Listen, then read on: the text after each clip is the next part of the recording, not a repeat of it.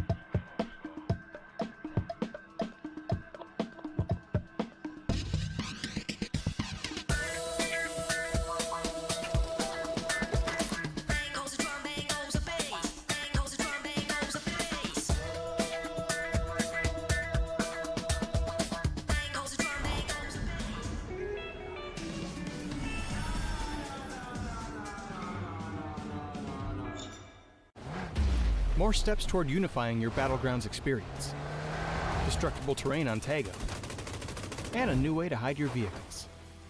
All this and more as we dive into the Update 35.2 patch report. First up, we're continuing to work toward unifying your Battlegrounds experience. This update adds vending machines, previously a Miramar exclusive, to Erangel and Tago. You can also keep an eye out for medical vending machines that distribute first aid kits, bandages, and med kits. All these machines still have their chance at a jackpot, so test your luck when you run into one. In addition to this, Erangel is also getting Tago's destructible pots. Breaking these has a chance to give boosts, healing items, throwables, and even secret room keys. So embrace your inner Link and smash away. And speaking of destroying stuff, destructible terrain and the red zone have made their way to Tago. As before, explosives and the Panzerfaust will alter the terrain they hit, adding a bit more realism to that big, cool explosion. We've also added the pickaxe to the map for those who'd rather dig their trench a little more discreetly. For now, destruction on Tago will only affect terrain, so don't worry about the building you're in caving down on top of it. And on the topic of discreetness, you can now find vehicle camo netting on Erangel and Miramar. Deploying the camo netting to your vehicle will help it to blend in with the terrain around it, making it harder for enemies to see while obscuring tire positions. We've also toned down C4 a little by making it a deployable weapon that requires 4 seconds to set. This adds a little more risk to the reward instead of it being used as a nuclear grenade. There's also a new Survivor Pass, enhancements made to the inflatable boat, some improvements to the flare gun's UX, and lots more info about everything else we talked about. So be sure to check out the patch notes for full details. Update 35.2 is here, so pack your favorite explosives and get ready for a little light terraforming on Tago. Just make sure you hide your getaway vehicle from the other survivors. We'll see you on the Battlegrounds.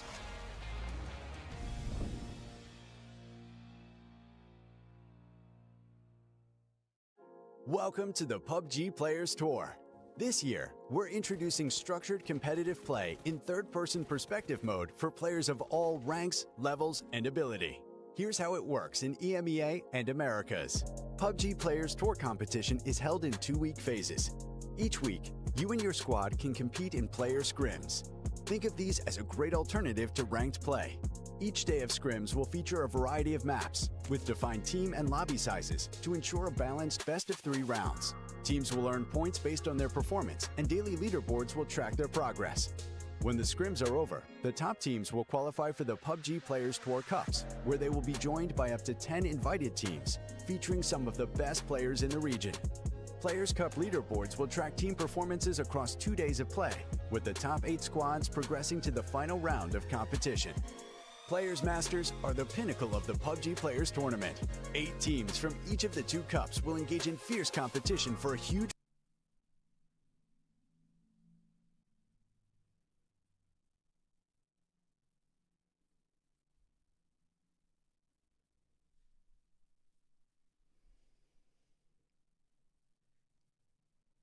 We have cooled off. We're chilling. I am just living life again. You know, I'm not melting in front of my screen watching the guys game it out and sweat in games. So that's pretty good for me. I see you've done some work in the background. Maybe cool off your room a little bit. Yeah, yeah. Mm-hmm.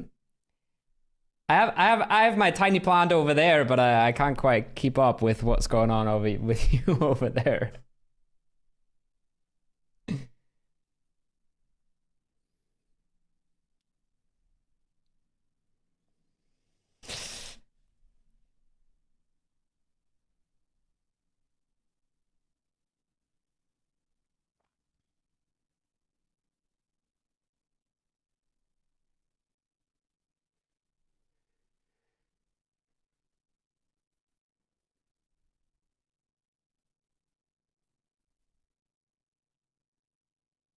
Yeah.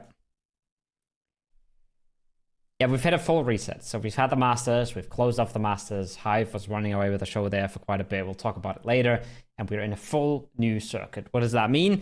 We've got a Player Cup tonight, tomorrow, and then we have another one coming up for you guys. And then we're going to lead into a Super Cup at the very start of August. So the first bit of player scrims, the green bobs, they've already done. Now we are at the first Player Cup, best of 8, cash prizes. And then we're going to lead that into another Player Cup in a few days and into a Super Cup. So the dates will be today and tomorrow. And then we're going to have another Player Cup on the 19th and the 20th. And all of that will qualify to the Super Cup at the start of August, where once again, we're going to be playing for a bit more prize money. And right after that, we're already leading into just sort of the second half of this entire TPP circuit, where we're going to be playing for Masters 3. We're going to be locking teams in there, playing for the big money there, and also then trying to qualify themselves for the Masters 4. We are going to play a Player Cup tonight and tomorrow. Best of 8, 4 games tonight, 4 games tomorrow. We'll have a look at the teams here in a second. I think we're going to have a 15-team Player Cup tonight, so that's a bit special. We had a VP, I think, drop out because some of them are traveling and some of them are busy with Nations Cup, so some last-second changes there.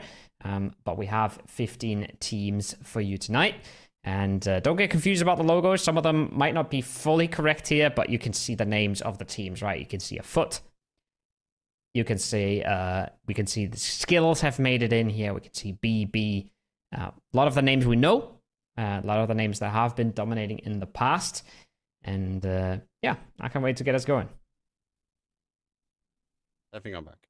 Hopefully I'm back in. Am I back in? Am I back in production?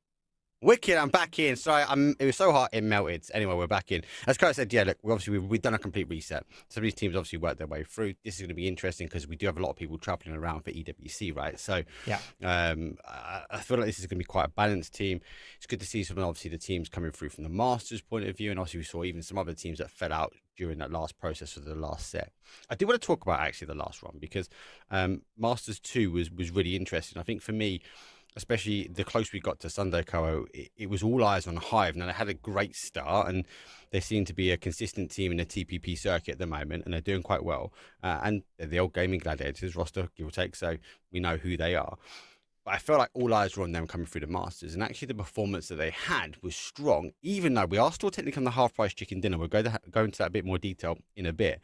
But they're able to get so many placement points. They find themselves in late games pretty much all of the time, and it just seems to be something special with this roster. Yes, they're getting some kills, but they still find themselves endgame every single time. Yeah. I think they're just like a little bit ahead of the curve. Just a little bit more consistent than anybody else. But that was what I was sort of gathering from the outside in. I'm not sure what you think. Why do you think that I feel like we get a lot of big winners and a lot of big performances from teams that aren't the traditional FPP dominated teams, that aren't the global partners or sometimes not even the regional partners, right? Now, you've been analyzing the Masters last weekend. Why do you think that is? It's difficult. I think there's a lot of variations, and I know you'll go big brain on me with this one, but we've had a lot of change recently, right? So we've got to break it down. We've changed the point system. So for those that don't know, instead of us having a 10 point for a win, I call it half price chicken dinner, right? So we've got 5 points for a win. We've got 3 for a second, obviously 2 and 1. So the top 4 is where we're getting the placement. So that's going to be an effect. Some of these teams historically have been relied from a top 8, so they're always kind of getting a few points. If they don't get any kills and also don't get a top 4, they're not getting points. That's part number 1. Part number 2 is obviously the new patch.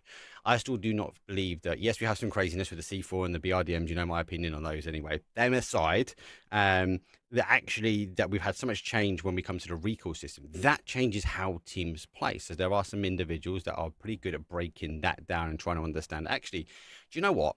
We're going to go for the points. Points are like hyper important now, and we've seen that even through our stages. But even I've seen potentially last weekend that it was not even into the point of actually, do you know what? Oh, we don't need to ensure we have 4 up. We just need to win the fight. If we win the fight, it means that we're able to get a recall, and then we start to see more and more teams sort of play towards these recall centers. So I think some people at the moment are getting a kind of a little balance between the 3. They're kind of understanding the point system, so we're seeing some early aggression. So again, Ascend playing hyper aggressive as well. Then we see some parts and parcels of the patch that are taken apart. So people are using some of the new tools to their advantage. So that very much apparently with the BRDMs and Hive getting even lower down to a 1 person, unable to get the chips, but also still got a top 4 placement. But also this level of aggression. And so they can go aggressive, they can get the points early, but they can get the recall. And I think that's the biggest thing. We see a lot of early recalls coming back, and I'm expecting to see the same. But I don't know what your take is. It'd be good to get your thoughts and feelings on those parts. From the outside in, what really struck me was that Hive seemed to be one of the teams that got the most points out of their recalls. The amount of times we've seen Dante get into placement points as a solo player without a gun, right? No other player has really done that nearly as much. We've seen Gustav do it once in one of the player cups, but to come into the Masters, get themselves a 2nd place on that Erangel game, for example, right? Where they're all parachuting in, but he's the one making it in and actually getting a 2nd place. That would have been 6 points in the old format. It's still 3 points in the new format. That's still super, super relevant, right? And it's also points you're taking away from everybody else in the lobby. So that's something that I was watching. And then I looked at the leaderboard a little bit, right? And the top 5 teams were Hive, Win, Navi, BB, GK. All CIS. Top 5. Yeah. All CIS. Locked in. Granted, I think there's roughly 10 CIS teams in the lobby. They are completely running away with the show at this point here, especially in the CBP circuit, but even in the rest of Europe. Top 5 locked in, and VP being the first EU team in that 6th place is crazy to me. Yeah, and they had VP, let's talk about VP for a bit, because they had some really good days, but they struggled a little bit. They struggled to kind of get the momentum of the lobby, I felt. So obviously I think they'll be going back and understanding how the game's working, how it's playing, because it wasn't playing to their style. We go a bit further down. FaZe was a big shocker for me. Now, they did find it into the 8th place, which is obviously short than where we'd expect them, especially with all the player lineup changes that obviously VP will also be a part of. But I actually think like this point system plays into a FaZe. It played into that kind of aggressive stance. Actually, if you can go get some kills, you can do. But you're right, the CIS guys just completely controlled the lobby. And it was very apparent to see, especially in late game, there was no way in. There was no way in. They were completely controlled the zone. They wanted to hunt out the kills. And it was kind of a who are we fighting next conversation than actually who's trying to play for the win, because they were just hyper aggressive, and that was getting them points on the board. Yeah, it's the name of the game now, right? It's the name of the game. It's completely different. The points are completely different. There we go. Production cooked this one up for us, fixed the logos, so we actually have the correct logos now. And there's a lot of really, really known names right here, right? Hive just won Masters. Skittles made it into Masters as well. Foot, Fairy Tail. Even at this point, right? Some of these teams that were new to us at the start, like a Dope or a Conquest, they're not new to us anymore. We've really gotten to know them at this point. We really know what's going on. They're coming back time and time again. But some new names as well, or some smaller names maybe making their ways through the scrims. So we're keeping this interesting. We're keeping this mixed. And the reason you don't see a VP tag next to VP is because they actually will not be playing tonight. Yeah, correct. So worth noting for those that have not been keeping up on the social medias, Esports obviously had Needix in last weekend. This weekend they've got Shro in. So the Shro show is underneath Esports. So I'm really intrigued to see, one, how he plays. We know he plays really well, but how does he mix into that team? And also, are they trying to change the dynamic. Obviously, Needix brings a certain level with him, and obviously he's got experience in the scene as well. Shro has a different style of experience as well. So you have to think about communication. There's a communication going to work in that team and roster. So I'm quite intrigued to see actually how FUT perform, because they did not perform in Masters, which arguably they perform so well every week in, week out, I feel like, when it comes down to TPP. Yeah. But it was the first time we didn't actually see them perform. Yeah. It's super interesting for FUT, right? They're going through so many changes now in such a short amount of time. They're really trying to figure out what works and what doesn't. You're probably going to have to give them some time to get back to the consistency. I know other teams are going through similar things right now. Everybody who didn't make EWC has a really big incentive to change things up in the region right now. You have one more shot to make it to PGC. You have one more shot to make it to global LANs this year. And then for a lot of teams, some of their players are sort of already almost traveling or getting ready or working things out for Nations Cup. So there's a bit of focus there. So why not try someone new right now, right? Why not bench someone, figure out or let someone practice in their Nations Cup team and get some new players in. So super interested to see how they do. I think this is one thing that these tournaments, they're great for the new players. They're great for everybody to get in, but they're also great for the big teams to try and narrow down some simple stuff or try some new players, right? This is a tournament environment, but it's not the end of the world for them. It's not the PEC that you only get twice a year. It's a really good chance for them to figure things out, try new players, do all that kind of stuff.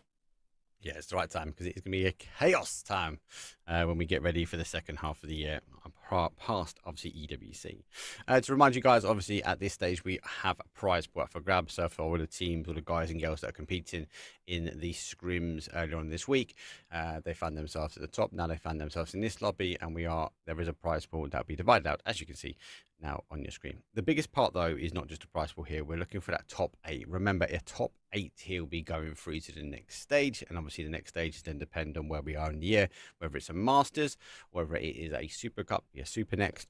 So again, not just this is the first part of a reward that these teams are going to be getting, but a lot of these teams and players are going to be looking for that top 8 position. For sure. We show this every time. This is money. This is real money. Of course it matters, but the top 8 gets you into the Super Cup, where we get multiples of that prize pool. And we'll talk about that same point again when we get to the Masters qualification. That one's even bigger. A lot of people will have watched the Masters and will have seen that there's a whole lot more money there.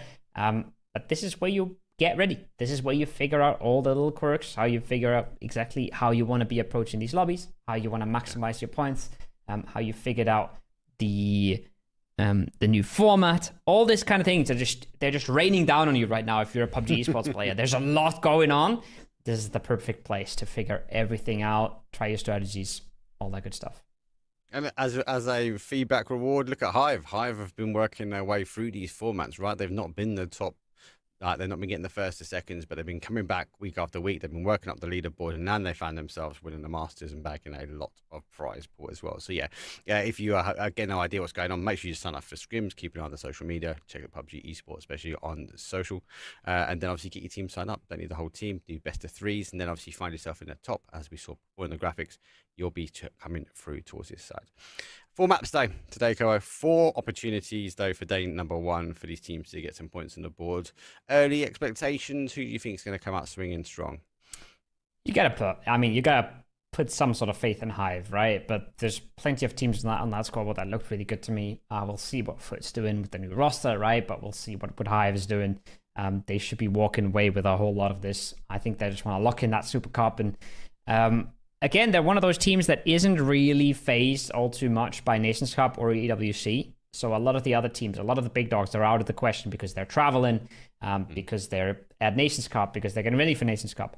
That's not something that is happening to them. So one of the big names that should be walking away with a very easy top 8 here.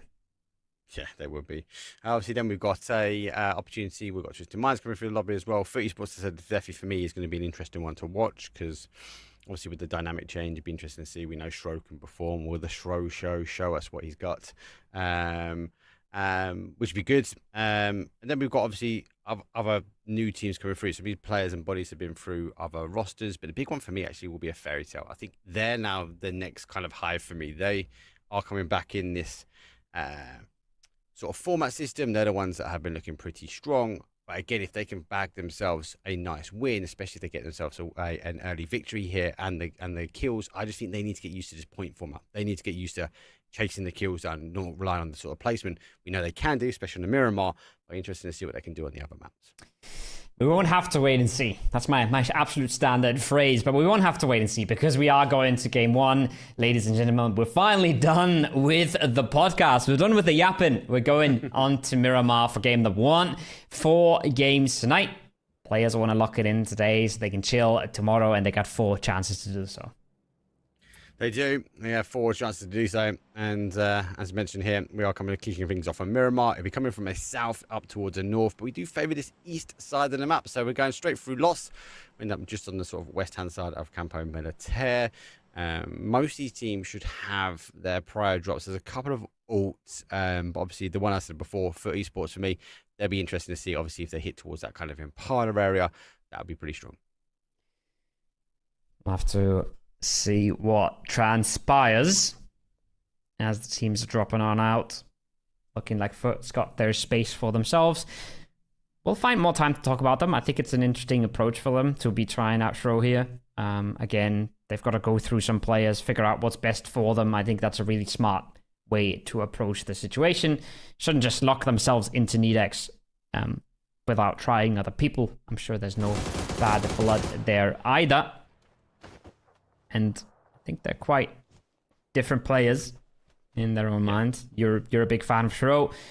Definitely brings more of a punch. How it looks comms and sort of game sense and calls wise, I'm not so sure. But the aim on that guy is pretty insane. That's the big question mark, right? That is a big question. We know he can fight. The question is, it doesn't matter how good of a fight you are. If you can't get the communication across the team, you're playing a one-man squad at this point as well. So obviously the guys must have been practicing. The guys have clearly been talking. So it's interesting to see what he can do when it comes down to this lobby as well. Zone does go quite late though. So Campo Militar is in. We work all the way down towards kind of that Minas Generalis area. So a lot of teams have to kind of migrate here, especially some of these early jumpers. They're going to have to work their way through. And we've already seen some early shots. I'm going to classify slightly as engagement. Go next Esports, again, a team recently that has really impressed me, actually. Seen them on the circuit, and again, names that we know.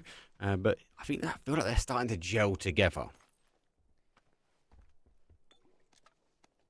Gel together. They must.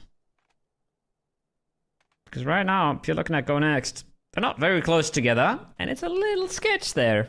Fine, he's got to be a little careful. He's in not direct neighborship, but Dragonfly is not far off, and if they spot him, maybe just spotted the parachute earlier, maybe spot him when he tries to rotate out of there. That's an easy early punish. And we talked about kill points, right? We talked about placement points being halved. We talked about kill points, therefore implicitly being doubled. You spot someone early alone, you're pulling up. You're clearing that out. 4v1. You can invest a lot of time. You can invest a lot of util resources. If you don't lose the fight, if you actually just 4v1 him, get that kill point, it's massive. Yeah. At a kill point. And then the $1 million question is, do they come back to get your chip later? If you get the blue recall chip, then obviously you have the opportunity to get them back in. If they take the recall chip with them or do some shenanigans, and we've seen it, placing cars and send the cars to the abyss. That's the only other real way to kind of deny. But then we've seen teams like Win or Die, actually arguably a lot of times recently, they've been the ones that kind of left the chips there and they camped them out. They waited for the teams to come back early game and get a couple of additional points as well. So lots of options for these teams as we are starting to see them kind of migrate towards that sort of north now. 7G in very good position, holding pretty much at the center of game, but they'll be careful because teams obviously working their way towards them now. And looks like early engagement already kicking off though, and the first knock does come in the way of 7 Gaming. Yeah, a little bit of an early breach going on. Instantly knocked and flush though. Mounty's got to be careful. Takes a whole bunch of damage there. Tries to be there for his teammate, but instead taking the damage in the process. And well, there's 2 here for 7G. This should be fairly holdable. Grown has to be a little careful. Fairy Tail gets involved. And any bit of util coming over the top could be disaster, but now the hold is solid. I don't mind this from Conquest all so much though. I like that they challenge it a little bit, Mark. Yeah. Yeah. They got the option to get the chip, I suppose, and if they continue to apply the pressure, or look at this and go, do you know what? Let's just leave this one as a 3-man and maybe reset to this position, because we are in zone. We are in zone. They're just trying to fight for a stronger position a bit further in. But with Fairy Tail having an element of Overwatch down this way, you've got to be careful. But 7G, they did the right thing. They hold the line, and they keep 4 bodies up still despite a slight collapse. They are sort of working their way towards his southwest position.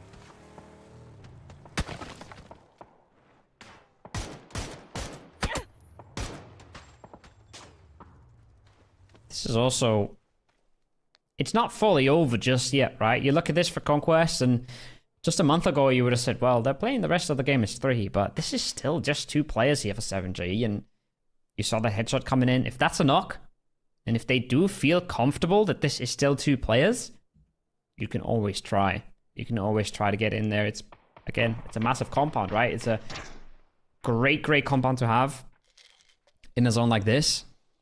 So, getting in there, trying to get the wipe. Even if you lose 2 players, even if you lose 3 in theory, there is a chance to get the reset in. There's a chance to get the blue chips in. So these early deaths have become much less of an issue than they were just a few patches ago.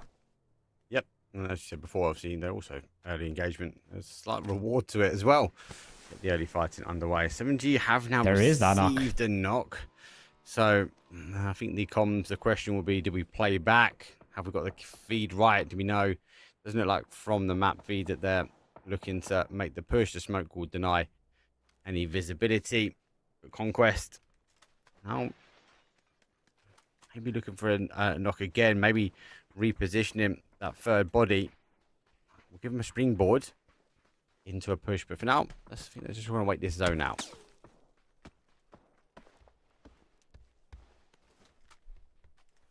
Gonna take their time with it.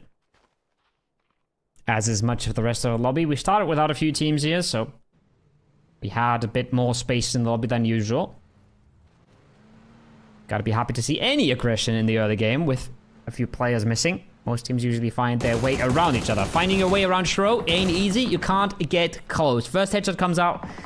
Except the first. He's gotta be a little wary, but Acalypto has no idea what he's pulling up into. No idea. Shro. The first knocks and the whole level 3 vest. The comms are there. He's no eager to flush. He's just looking to try and find the second. It's another great knock though. One more and he goes. He's trying to go for the tire.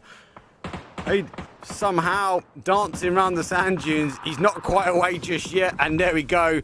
T-Bone, Scav and Shro. They're going to claim 2 points. And unfortunately, we lose our first team. Go next. We'll fall. And that's how fast it goes.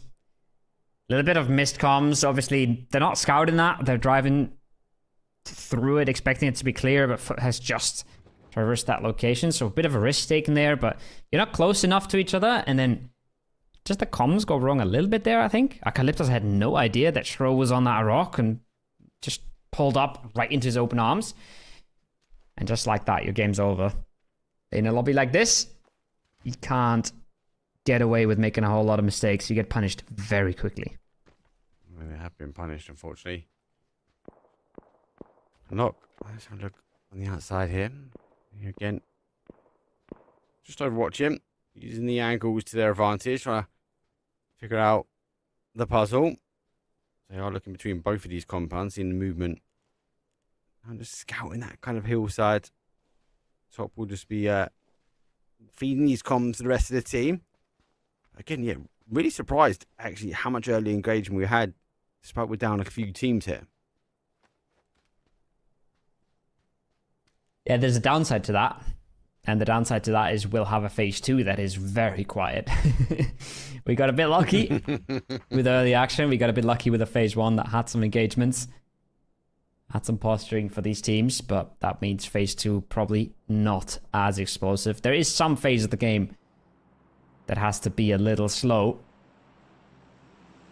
As we're moving in, getting closer to that phase 2. Everybody almost set up already. Foot moving in. They're going to get ready for phase shift. And then 2 teams that aren't going to be super ready.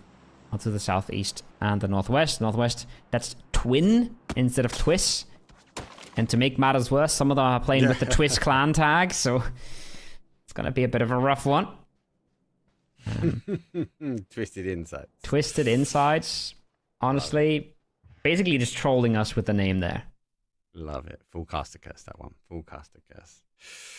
I guess he was looking at the stats coming through. They've done quite well. Obviously qualified.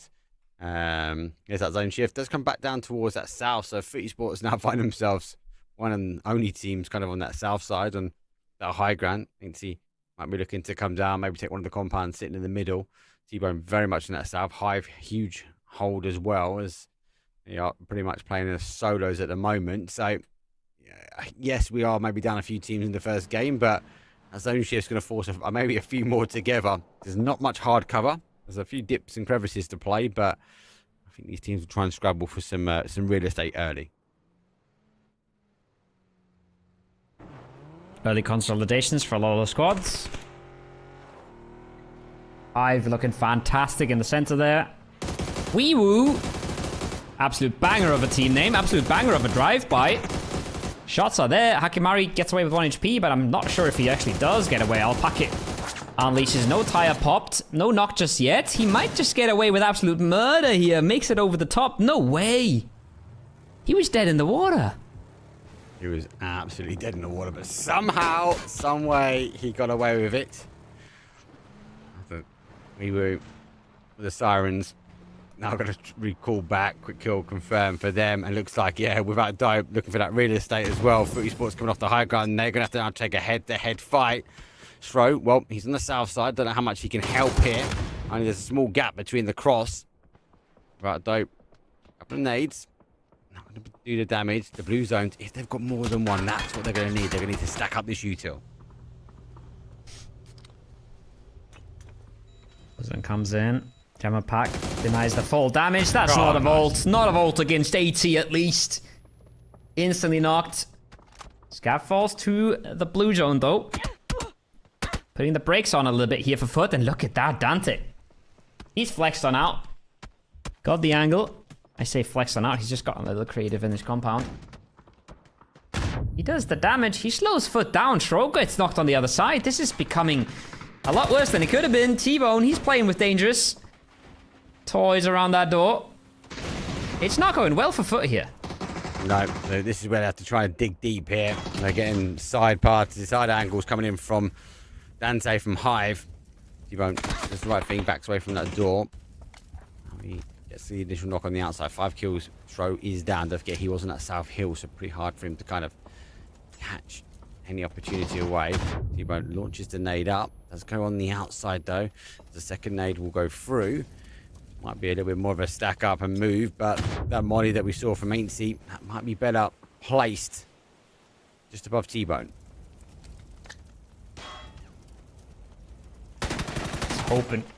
Hoping that the nade's inside somehow can punish the player on the balcony. Maybe hoping that somebody else from afar starts punishing the player on the balcony, but none of that has come true.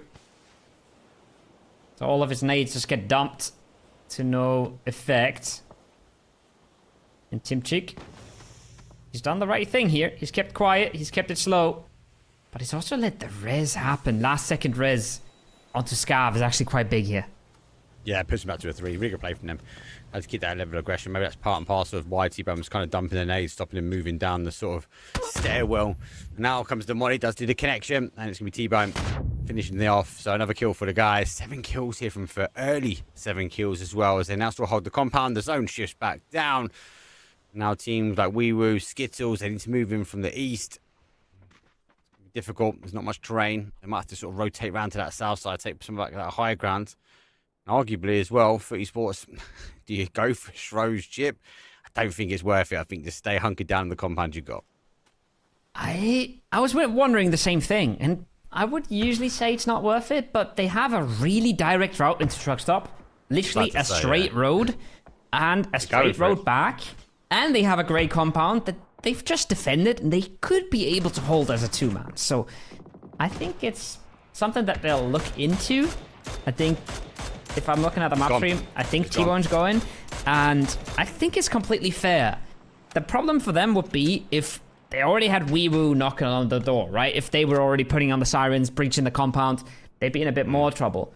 But if T-Bone could make it over there, would absolutely be a worthwhile investment. Again, looking at the map stream, I think he's been stopped. Maybe his car got popped, maybe 2 damage, something like that. But I think it could have been worthwhile at least. Well, they're playing for it. If his car's been damaged, he's kind of has to stop the anchor. There's a limit amount of time, so you're right. When the sort of east fight ends, a survivor will start working their way down that road. That will put that compound under a little bit of pressure because the petrol garage is not in, so they will be the kind of next stopping point. Nade just short here from Skittles. Phase number 3, be able to get the res on. Sloy, strong contender as well, needs to get a med on before the blue zone does a major damage. Jammer pack will play a big part in. Nope, it will not. Sad my life will ensure the blue zone does the damage.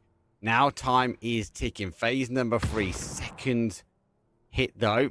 As Loy has a limited amount of time, but he does back away in towards a bit more hardcore. That would deny the opportunity for any more nades and or blue zone nades. So now we will just move on towards zone. Both teams trying to disengage from that, realizing there's better uses of their time. We were with a good approach from the eastern side here. They got a good circle to play in, good zone in front of them. And then on the other side, we had Skittles. Split off a bit to the north. Hakimari is a solo warrior on the north there, but I think he hit a absolute banger drive-by because somehow driving into 7G hasn't been a problem for him at all. This seems to be a problem. Just to try and flushing is get the hard. confirmation as the dodge, duck and die from Groan just eventually could get Bombelovo down. So he's going to launch the nades. That will bounce. Hakimari played well for the weekend as well. That car is not going to help though, because he has to kind of give himself a little bit of distance, but that car is going to work his way backwards and he doesn't get the distance he wants. Keeps going down, so it should be a quick kill confirm. 7G now starting to get some points on the board. Got some points on the board. 3-man up. Not sure if they have a recall coming. They had the space on the map to do it. They could do it now if they are really quick for it. Just get that transition over there.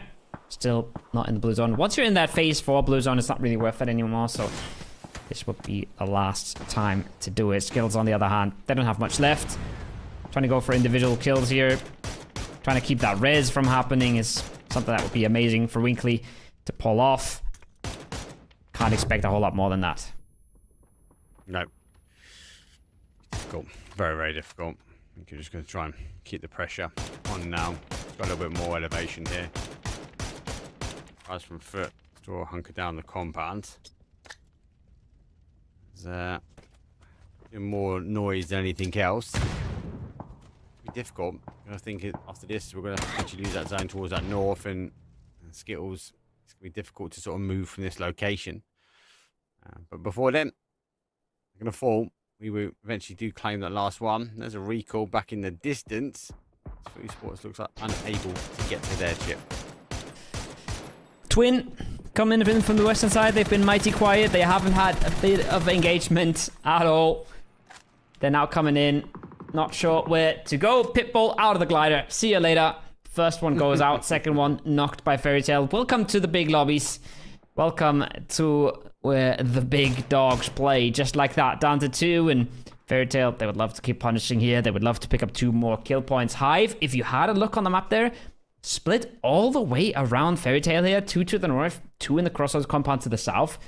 Is a massive split. It is super greedy, but it hasn't been punished at all yet. That's so surprised. I'm watching the map feed. It's like, kind of like ticking over, going, well, who's going to crash it? Who's going to crash it? because they had the option. It's not like they got cut off. They have actually looked to take this 2-2 split and hold it. So a very aggressive stance. So looking to potentially leave here. So it's going to be interesting to see, especially if both compounds lose the zone. Do they kind of team up and push towards that road and sandwich out any teams? And one of these teams is Fairy Tail, and now Conso pops over. There's one, there's two. You're done. Twisted Insights will have an insight into 9th place. And that is it. No placement points. So we are, again, remember, we are looking for a top 4. Half-price chicken dinner. That's what we're saying. So top 4, that's where the placement points will start to roll in. That's what you're saying. It's facts. Half price, half reward. Chicken dinner is still important, but sneaking into placements, getting yourself a 3rd place, 2nd place, much less than it used to be. 7G got the reset, actually. They got the revive. Yep. The blue chip came in. Grenix is back on his feet and back in the fight. But placements still really far away for them. And they have a big fight ahead of them. They either go into the compound or around it. Neither of the two is going to be very easy. Neither of them is going to be pretty. But with Kazoo already set up here, I imagine they'll make a play on the warehouses. Yeah. Just see timing though from Hive. Couple of kills already. I'm looking for a potential crash. Brightside does get Dante down, so and nice look for confirmation. Actually stolen away. Nice. Looking to drive forward. Obviously now we see the rest of Hive sort of disengage that compound. They was able to thread the needle in between Fairy Tail, so the car drives ahead. They're not in zone there. They've still got an element. I'm surprised that they're looking to go for the pickup. They've got to try and play back to the bowl, but the timing might not work because we now see Fairy Tail in their cars following the same rotation path as well. So it's all going to come down to time in this zone. Always does. I think Fairy Tail is going to delay as much as they can and just play what's in front of them, but Hive doesn't really have anything in front of them. Everything in front of them is just completely dead to foot or dead to conquest. So they're going the conquest route. They want to go for the south side. They want to fight up the hill. And they can't do that. They can try that. But once they're up there, they're going to get shot from across as well. So their time is really ticking here. And they got to be fast. And they got to be precise with this. Any knock coming their way could be absolutely detrimental. And you're seeing this. Yes, they're set up. Yes, they're living for now. But whenever 7G finds the time, whenever anything else on that other side finds the time to look over, Hive is dead. So they got to go, and they got to go fast.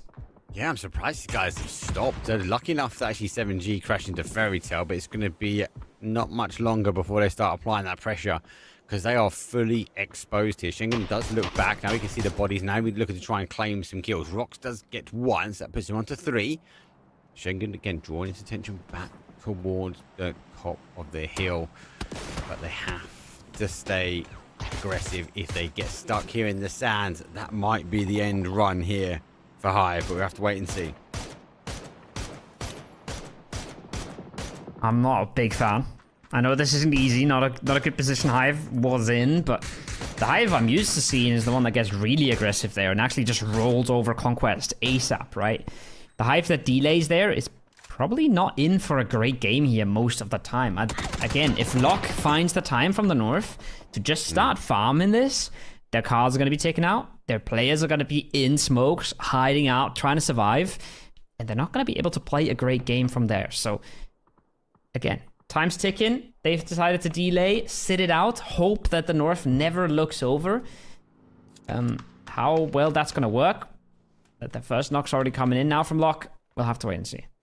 I'd say it's all bound on timing, right? And if they're stuck in fights, and they get away with it, but Locke with a little bit of free time now get the first knock. But even down to, as you say, the cars, they're going to be the key. If they lose the ability to get off that hill quick, it's going to be really painful. Rock's already moved back. You know, I'm trying to push forwards here, trying to find out where the last players are. DBS in hand. Grinex, well, he's waiting for someone to step on his landmine. He's just keeping an eye here on Hive. The smoke's starting to dissipate. They are going to have to get back down to the road. That's kind of where I felt like they were going to play first, but they now got caught. Now they come into the line of sight here of Foot Esports, who are not getting challenged because Hillside are fighting over the top, and Foot will be happy with a potential challenge. Big fire on the north. Big fight for potentially the win in this game. We will... Not knocking on the door. They're coming in. They're blasting.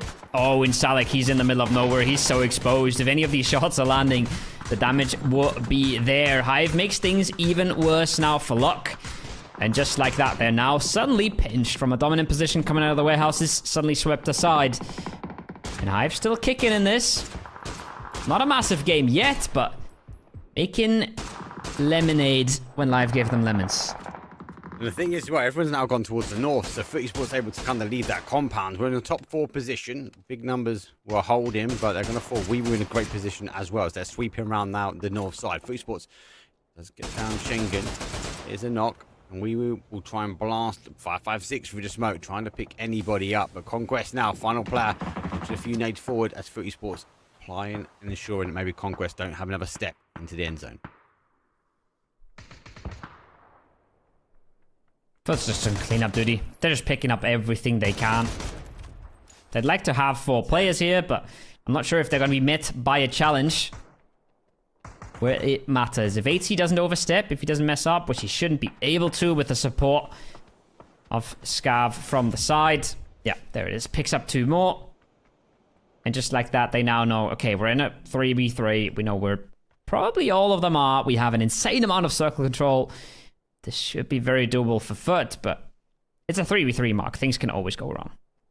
Yeah, especially for someone like Ainsley. He's in the middle, right? So he is going to try and hold multiple angles. Now, does see the players in the northwest corner, but Scav already wrapping around. A little bit of high ground, that elevation helping him. And if that's not helping him, wow. The zone has complete south shift now. For Esports, though, seems to be gifted. Maybe the Shro show, it was enough at the start. The 12 kills. The final 3 bodies looking to clear things up, and Scav has all the control out in the east. Nice and easy. Old man T-Bone gets himself ready for Nations Cup. Gets himself in form. Picks up 6 already. Probably making that 1 or 2 more here as well. Look at that. Headshot, body, a body. Down with our packet. 3v1 now. Time to not throw it away. But it's not going to be easy to throw away with a zone like that. Hype having to cross through the open. Nades coming in. Support's there. And it's another one. 80 picks it up. And Foot starts dominant, Mark. They do. It's not even the Shro show either. Scav performing. T-Bone, the old man, as you say. Don't look at my grey hair. Performing. But yeah, full sweep from them. They got a little bit of luck when the zone obviously played back towards the end. And unfortunately for Wee, they had to kind of step on the landmine that was with Foot. But interesting plays. They were early aggressive. They played into the compound. Yes, they did lose 1, but they locked it down. And then they locked themselves a victory. Well done. Crazy compound for them. It's always a strong compound. It's always a breached compound as well because of how strong it is. But the way these zones played out and the way that no team was able to just convincingly take an edge, there just ended up no competition there for Foot, right? Usually you'd have a team from the north getting a lot of space, maybe clearing things out from the warehouse, a team on the south, maybe strong, breaching your full 4-man up. None of those things happened. So that's the way PUBG goes down sometimes. There's not all about circles. There is some RNG in how the other teams play. And I think it was Weewoo stepping over there, just decimating Lock, that just completely opened the door for Foot and made this whole thing possible. Yeah, it's good play. Obviously, getting the 1 done. Dusty, we'll have a look at some of the replays, though, from that game. For those that have just jumped in, have no idea what we're talking about with half price chicken dinners. Obviously, they will bag themselves an additional 5 points for that win, plus the kills. But it is match number 1. It is a best of 4 each day, and we do have a best of 8 in total. 4 today, 4 tomorrow. And Miramar, well done and dusted. And yeah, we won't take anything away from Foot as they are showing off now. The Shro show. For me, though, we played really well. They're coming in from that sort of east, controlling out that fight, and El Hazard, and then obviously looking to disengage. So many times we see teams maybe get drawn in, sucked into a fight that they don't need to take, and they went for the late game, and I think they got a bit of reward. Yeah, for sure. Well done by them to stay clean there. It was a bit of a mess on their side. Well done by Foot to stay this clean. It was looking really bad for a while. Scav was on 0.1% in the knocked state, right? And then they were able to reset that fully without going for the res. I've loved to see like what went on there, if they wanted to go for the res or if they just wanted to go for the position. But looking good for Foot there, looking super clean. A lot of our new names struggling a little bit, but I say that we will make it into the top. Conquest, now a known name. Lock, all making it into the late game here. Respectable performances, so Some good, some bad, except for Foot, who were just dominating everything. Some good, some bad. Well, that's game number 1 is done. I said we do have a number 3 up for grabs, so don't go too far. Grab a quick drink. We're going to turn things around, and we'll see you in match number 2.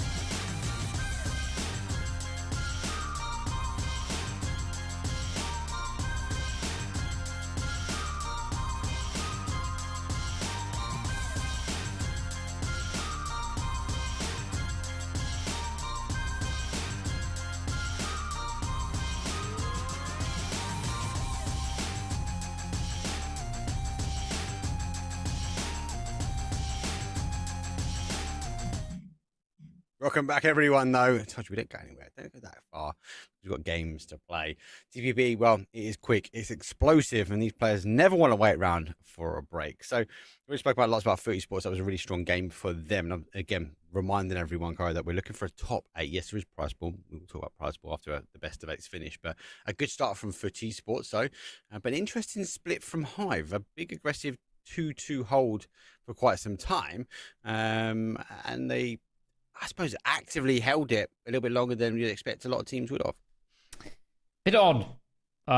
Especially because, yes, you can hold greedy 2-2 splits, but you gotta have a way to group, right? And their way of grouping, it was possible, maybe, but it was never easy. It was never safe. It was never calculated. And it's not like their compounds were unbreachable either. If they get a really good shift there, then one of their compounds can easily get run on by Fairy Tail or maybe breached by Conquest or anything. So super risky from them. But they want to get greedy. They want to try and get absolute max amount of space, maximum control. It all doesn't matter in the end because I think they get punished by Zoan a little bit. You can say that. But the way they played out of there also didn't really feel like the Hive that we know. No, it felt disorganized, which is very rare for them to be at the end because even that they sort of threaded the needle and collapsed, right? But then that play to the south to take the high ground, and then just the anchor, they just stopped. And yes, you would have, as you said, we'd have naturally seen Hive play more towards Conquest, take on Conquest's area. But was it a miscommunication? Were they meant to go down the road? Were they committed towards that south? For me, they should have just carried on going because losing the vehicles, they were really lucky to find themselves back down the hill. And I think part and parcel of that was because we saw lots of third-party action. So 7 Gaming played in towards Fairy Tail. We saw Lock starting to play out the compound as well. And while all those teams were fighting, it kind of allowed Hive a little bit of movement. But if any one of those teams were free, they might not have made it further. For sure. And to quote the GOAT of this game, T-Bone, that's the way the cookie crumbles sometimes, right? It's some things are out of your hands. Sometimes they go well, sometimes they go badly. And you got to give a bit credit there.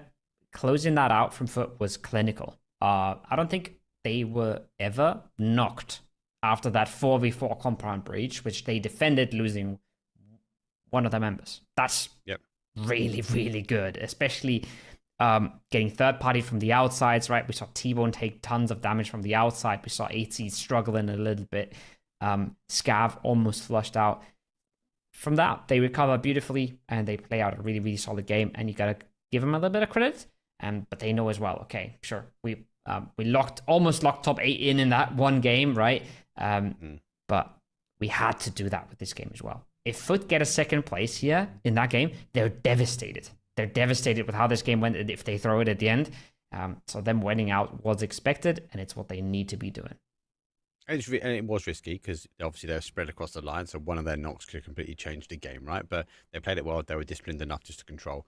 Other action, obviously, that happened on their way in. We saw some early engagement, 7 Gaming getting involved as well. Part and parcel, they were in the mix from the beginning based upon their drop in crews.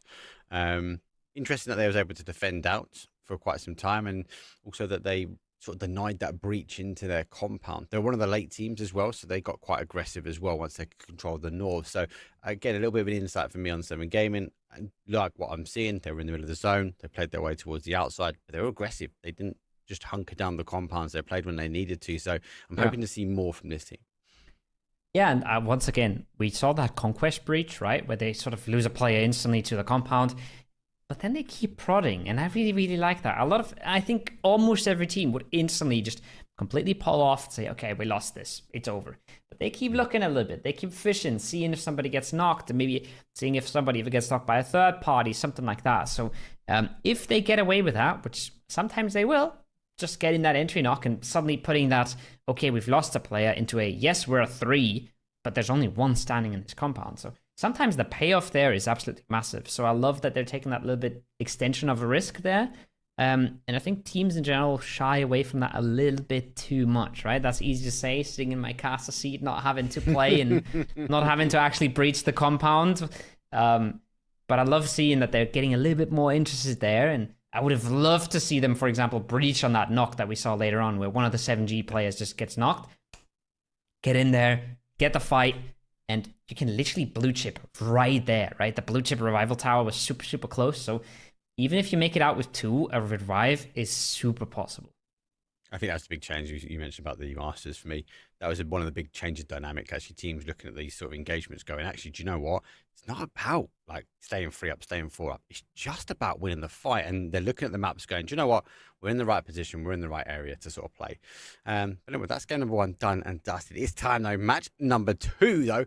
We're on week 1. It is day number 1. But it's playing path, unfortunately, is coming from the northeast down towards their south central. It is favouring the east heavy. Any zone touching the flight path and pushing towards the west could be chaos for these key teams if they need to rotate in. Absolutely. But for now, you would expect a slightly more peaceful early game, right? You would expect, but you would have expected that in the last game anyways. And I said, last game. Okay, we'll get a quiet phase 2. We didn't get that. I was like, okay, surely at some point it has to slow down. It never did. We didn't really have any big breaks, any pauses, any yap sessions. Because the players just kept on fighting for the good spots, right? They kept fighting for the winning positions. They didn't back away from it. And just like that right now, it was looking like a hot drop in Buxan Sa, but it is also looking like 7G is backing away from it. Or 7G's getting all the compounds around it and looking to collapse on the inside. So wait and see. It does favour the east side, so there will be some teams closer together than they like to be expected. We are down a few teams. Obviously, some of that is based on because of travel. And the rest of these teams have the opportunity now to secure a top 8 position. Lane is done. Everyone is down. Sang is going to be the eyes in the sky. Salik will get a spray. No connection, though. His Grenix will steal the vehicle, and lucky enough, everyone, the zone is mid. But it does go over Buxang Sar, but there is a lot of unplayable. So, Koa, you might not get your quieter start. I think these teams are going to be forced together because there's a lot of unplayable. There's a lot of unplayable, but it's also straight on unplay path, right? So, not a lot of teams will have to move far. The only teams that have to move far are maybe a Wee-Woo in the south. Maybe, I mean, a Foot in the north, but they've already absolutely just played through that game, right? Moving into these circles from Yongchong is never super easy, it's never super free, but they've been there 1,000 times at this point. They know what their game plan is, and they know how they want to execute. The interesting thing is, if you're watching the map, !map, if you want to get good at the game, if you want to learn how these players are playing, you should be on the map stream. And you can see that a Hive, for example, does not mind at all to go away from the zone here, to be super, super late, to be actually still in their cars rotating to their loot spot here. So they're giving up all bits of priority that they could have had because they feel like it's not important. It's more important that they're looting in peace and coming in controlled, structured from their edge. It has always interested me, actually, when we have like a lobby that might be down some bodies or players, how differently people play, because they feel like they've got a lot more space, a lot more area of which they can sort of move into.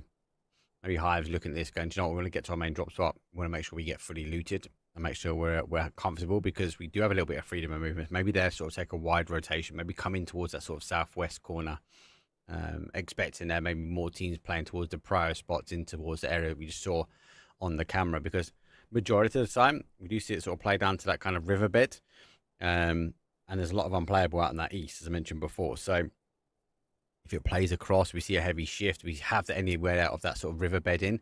Hive will be looking at, actually, do you know what, a lot of teams are going to sort of position themselves closer towards the center now, and that will give us the time to sort of move in. So there's no rush in taking an early rotation here. It's so tricky because you know there's more space, right? So it should always be easy to find a spot, but finding some spots isn't always going to be good enough. If a team has space around you and you drive up into a team that has a ton of space, you're going to get yourself blasted. And, well, blasted is a good thing to be talking about. Double Panzerfaust, no problem. Okay, sure, have fun, Kazu. Have fun fighting that one. He gets himself double blasted there, and in the end, Quintix picks it up. Love it. Dodge 2 and eventually taken down. Rest of the guys now coming back down from the north, though. Lock going to reposition. I think they'll be looking at that last game in the position that they held, and maybe a little bit sad that they didn't get the conversion towards a win on the area which they played. So we're looking to try and take Tago. Yes, I know I've not said it. I'm trying not to before you say anything. But our wildcard maps, it's good maps, especially these teams that kind of flex out. We get some early engagement and early kills. And there's another one down. Zloy will fall straight away. Not a good start for Skittles, eh? Team that's been getting themselves to the Masters. Oh, I say that. Winkley could pick up 2 here. Oh, he doesn't connect quite enough. Damage is still there. It's still a bike. It's still extremely exposed, but no kills for them. Not a good start for Skittles to this tournament. Team you'd expect to do well just off sheer aim. These guys find a lot of heads in situations where others wouldn't. Yeah, there's one. Just like that. Later, Cramsy. You drive past Skittles, you get close to Hakamari. You might find yourself on the ground, knocked out, bleeding. So them starting so slowly is not something that would have been on my bingo card. No. And again, the glider was such a key to that sort of information. A bike could have lost quite a bit, to be fair. So again, good use of the tools that are available to them. They are holding across the riverbed, both sides. Interesting Conquest didn't turn back after just hearing the singular set of shots coming out, but I suppose with the knock and flush, they might just go to reposition, reset, so to speak, before playing in. And skip as well. A player down, they might need to think about how they sort of work in and twin. They get caught again on that rotation, taking that little bit extra, that one step too far has punished them again, not just one, but with 2. Remember when we said there should be less early deaths because there's more space on the map? Yeah, that was you. It ain't happening. It ain't working out that way. The math ain't mathing, apparently. The logic ain't logicking.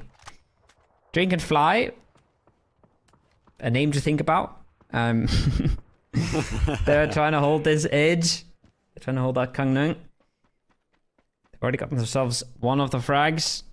They're now looking to maybe punish that duo, but they themselves only have 2 players here. Yeah, Lassie in as well, so might be thinking they're just on one. They're backed away to the corner here, Twins, so put themselves in that kind of that compound sort of warehouse. Difficult to push, but there's a wall that they can kind of work their way up towards, and a couple of blue zones here. Good smoke line. Allow them to cross. You've got to question that they're sort of pushing back towards that town. Are they limiting them what they've got? Do they need more loot? Well, they need to clear the player first before they even think about maybe resetting, because Shy, he can literally lay here and wait for the sound cues as they are sort of working their way now through the town towards him.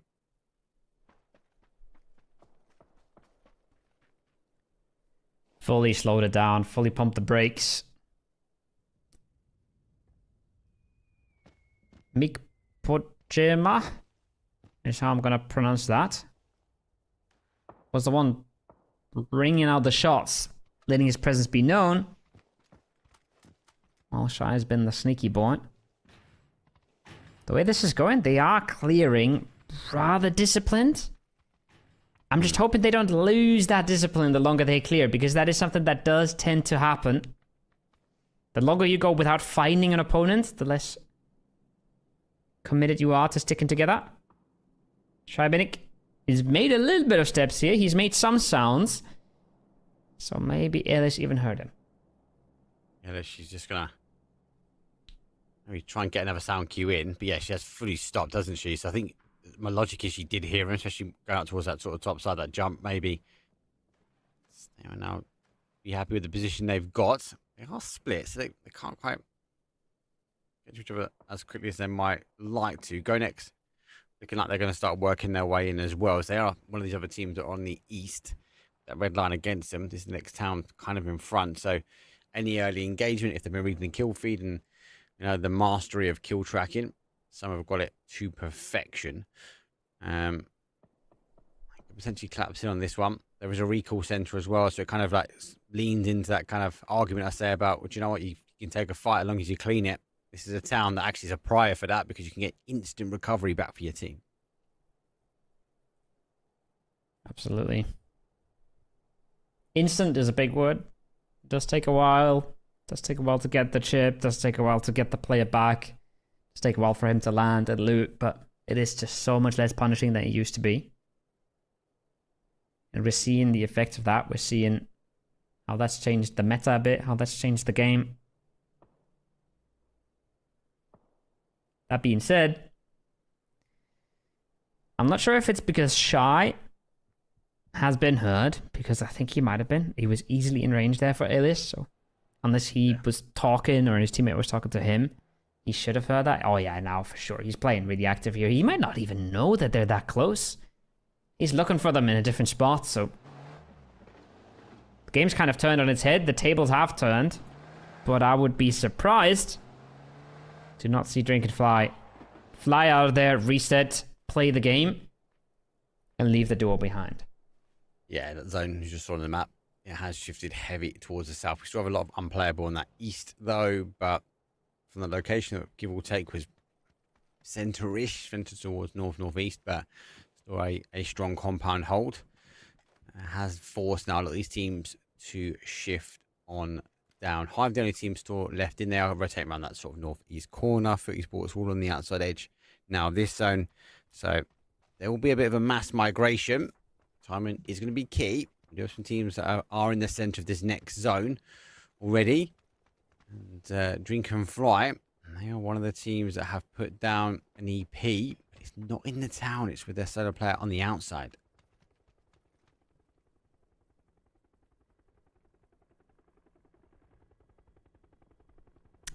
Tactical waiting is the tactic which the insides are deploying at the moment. This is the POV of an EU ranked player. Patience, #1 skill. Both teams I figured that out. I see a blue zone, though, coming their way, and I see a second blue zone coming in from the top. Oh, this might be an absolute disaster. This might be a slaughter here. Or twisted insides. That blue zone bounced, though, out of the building. It's not going to do a whole lot. No, if that bounce a little bit further afield, they need to kind of double stack it. One in, one out. Surprised he's not seeing the player below. He's jumped down. The animation doesn't do him any damage, though. Let's get the knock. The teammate nearly causing the destruction. Now they got the final player. Now they get the kill feed read. They don't go in the window though, but Ellis, she's on the stairs, so won't cause the damage. Now this is where they need a blue zone nade if they've got them, but time is ticking. Now phase 2 to phase 3 is underway. She's just gonna wait.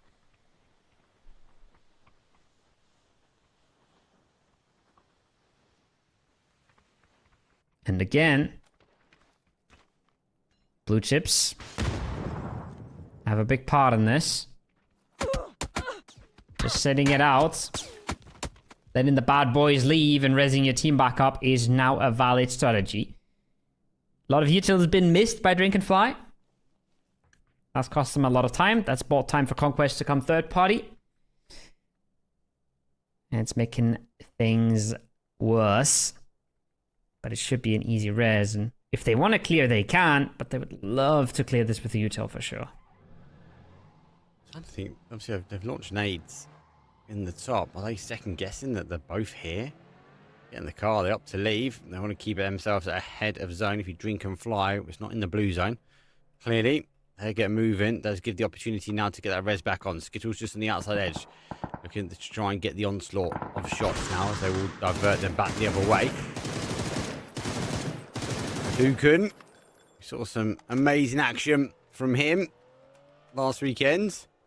Not going to be the case now. There goes that rotation round. A lot more fighting on the outside edge. And Hive, as I said, they rotate around that north side. Now they sit in the road, the pathing of Conquest. See if they can get the knocks. Pathing not looking super clean. Looking like they're right into the web of Hive. Avoiding most of it for now. Presenti wants to get active. Spots Milcario. Takes him out of the equation. Not a lot of HP pool left on most of these players. They gotta heal back up. Phase 3 is where it starts to chunk a little bit. And you can see Dante. He takes a bit of damage, and the blue zone does the rest. Now Schengen, he's gotta commit instantly. He's gotta connect instantly as well, because he's down to basically nothing. Ooh. And just like that, 2 bullets from Antlers do the trick. This is a mess for Hive. Staying clean here was always gonna be hard, but it's impossible now. Yeah, they've lost 2, so might be a grab the chips and go. We'll get the res on, but phase 3 to phase 4 is going to start hurting. They are on the outside edge, so still got time ahead. They're still going to have teams just hitting the outside edge and waiting for whoever the victor is to work their way in. Just represented in front of him with a grenade in his hands. I'm worried that he's going to launch a nade on towards the bodies, but Conquest, they have got their recall back. Well down to 2 here.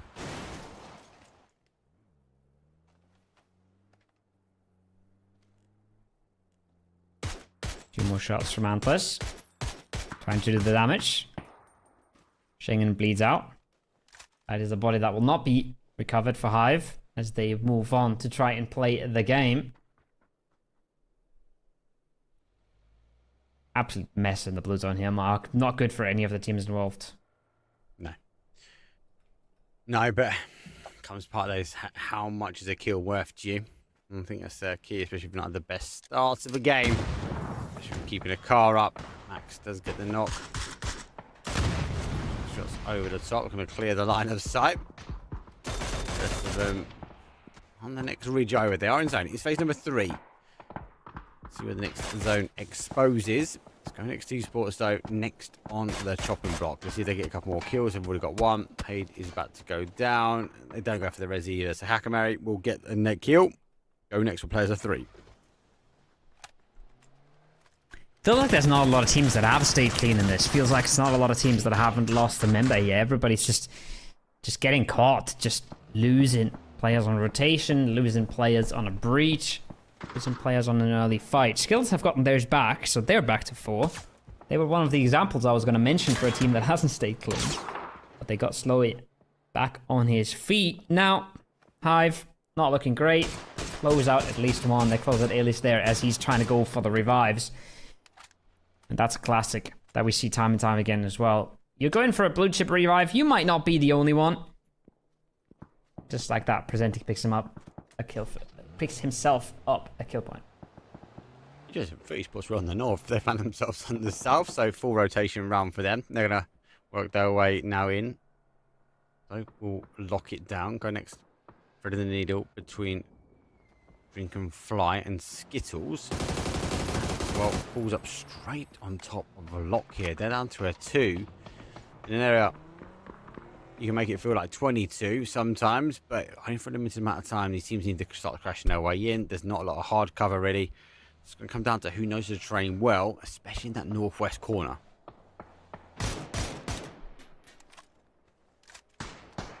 Yeah, it's a tricky area to be playing. There's not a ton of space, and a ton of space is a little bit exposed, right? These Tego forests, we've seen it. Very hard to control your space, your area, your edge. It ain't easy. And you can see that some teams don't want to opt for that kind of strategy. They want to play for something big. They want to play for a compound. They want to play for an edge they control themselves. You see that happening here with Wee Woo and Fairy Tail, but I do feel like Bombi Lobo is a little singled out here. If not, Fairy Tail was in the better spot, but he's so alone here, Mark. Yeah. He's so isolated. Right side. Falls. Great spray will come through. Bombi Lobo. Let's come down. Wee Woo hitting the sirens, looking to try and drive their way forward now. Figure out how they sort of cross that road. But with the initial knocks, they're given opportunity now just to rotate back up towards that northwest and then down. I think Woo will be also looking at that compound, maybe an additional knock. Grant them the wish to try and take the hard cover on. At the moment, they don't need to overextend. 2 kills. But they have 4 bodies up.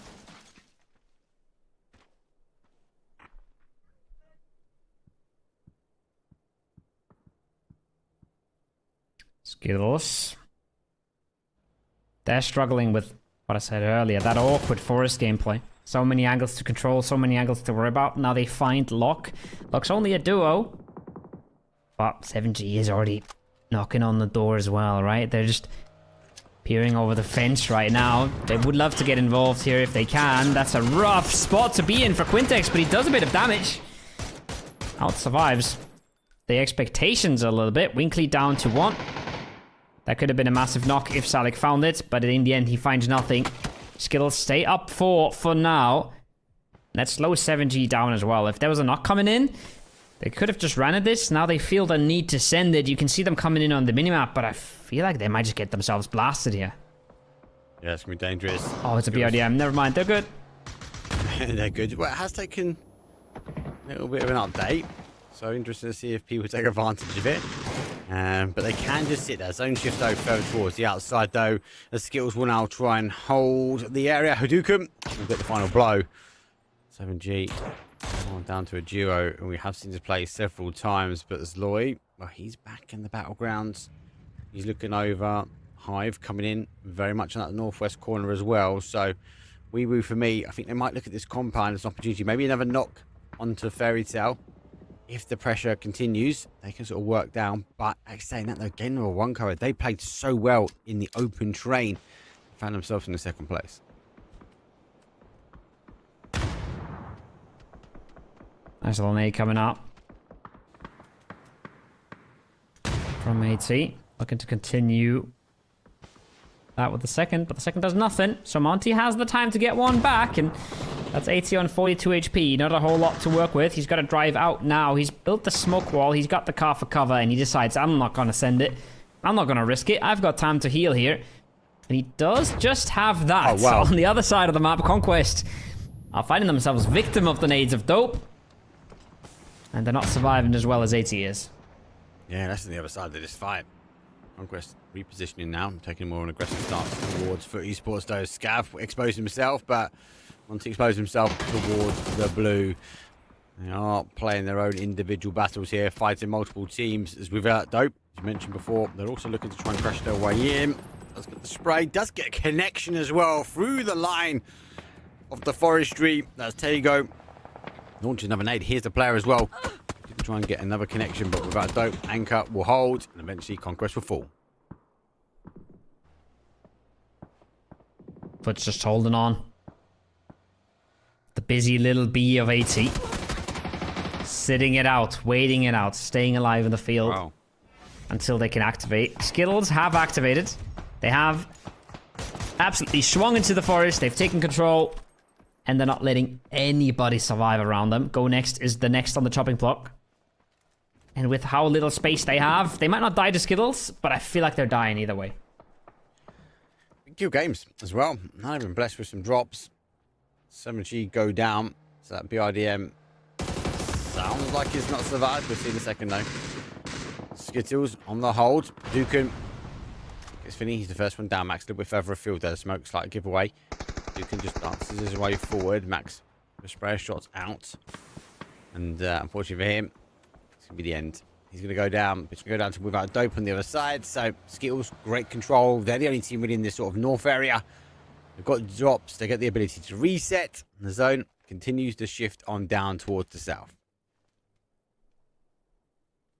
That's a big shift for Foot.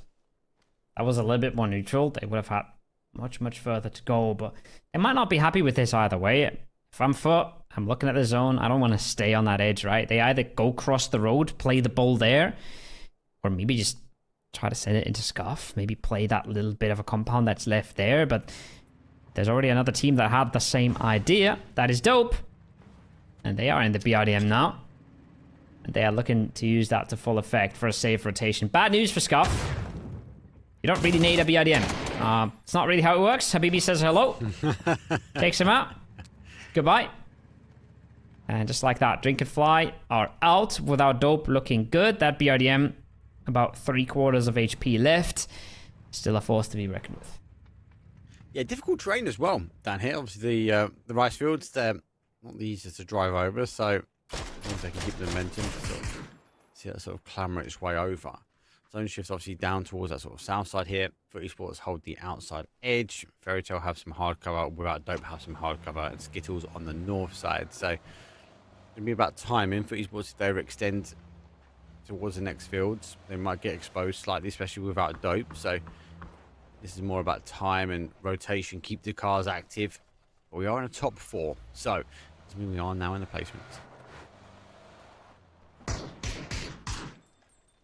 Foot has decided to stay. They have decided to not move anywhere for now. Which is a reasonable decision. Maybe they're also just waiting for things to kick off. Maybe they're waiting for some sort of fight to happen. We know that there's not really a reason for that, right? Habibi, Hadouken, they're getting themselves a bit of an ego stare down, right? They both don't want to lose that DMR battle. And in the end, they both get headshot, but Hadouken is the one third-partied. Skittles are okay in the zone. I had a little bit of doubt there because they were driving, but they are okay in the zone. Fairy Tale is okay in the zone. Dope's okay in the zone. Nobody has to move here. Nobody has to explode. But everybody's looking a little bit, Mark.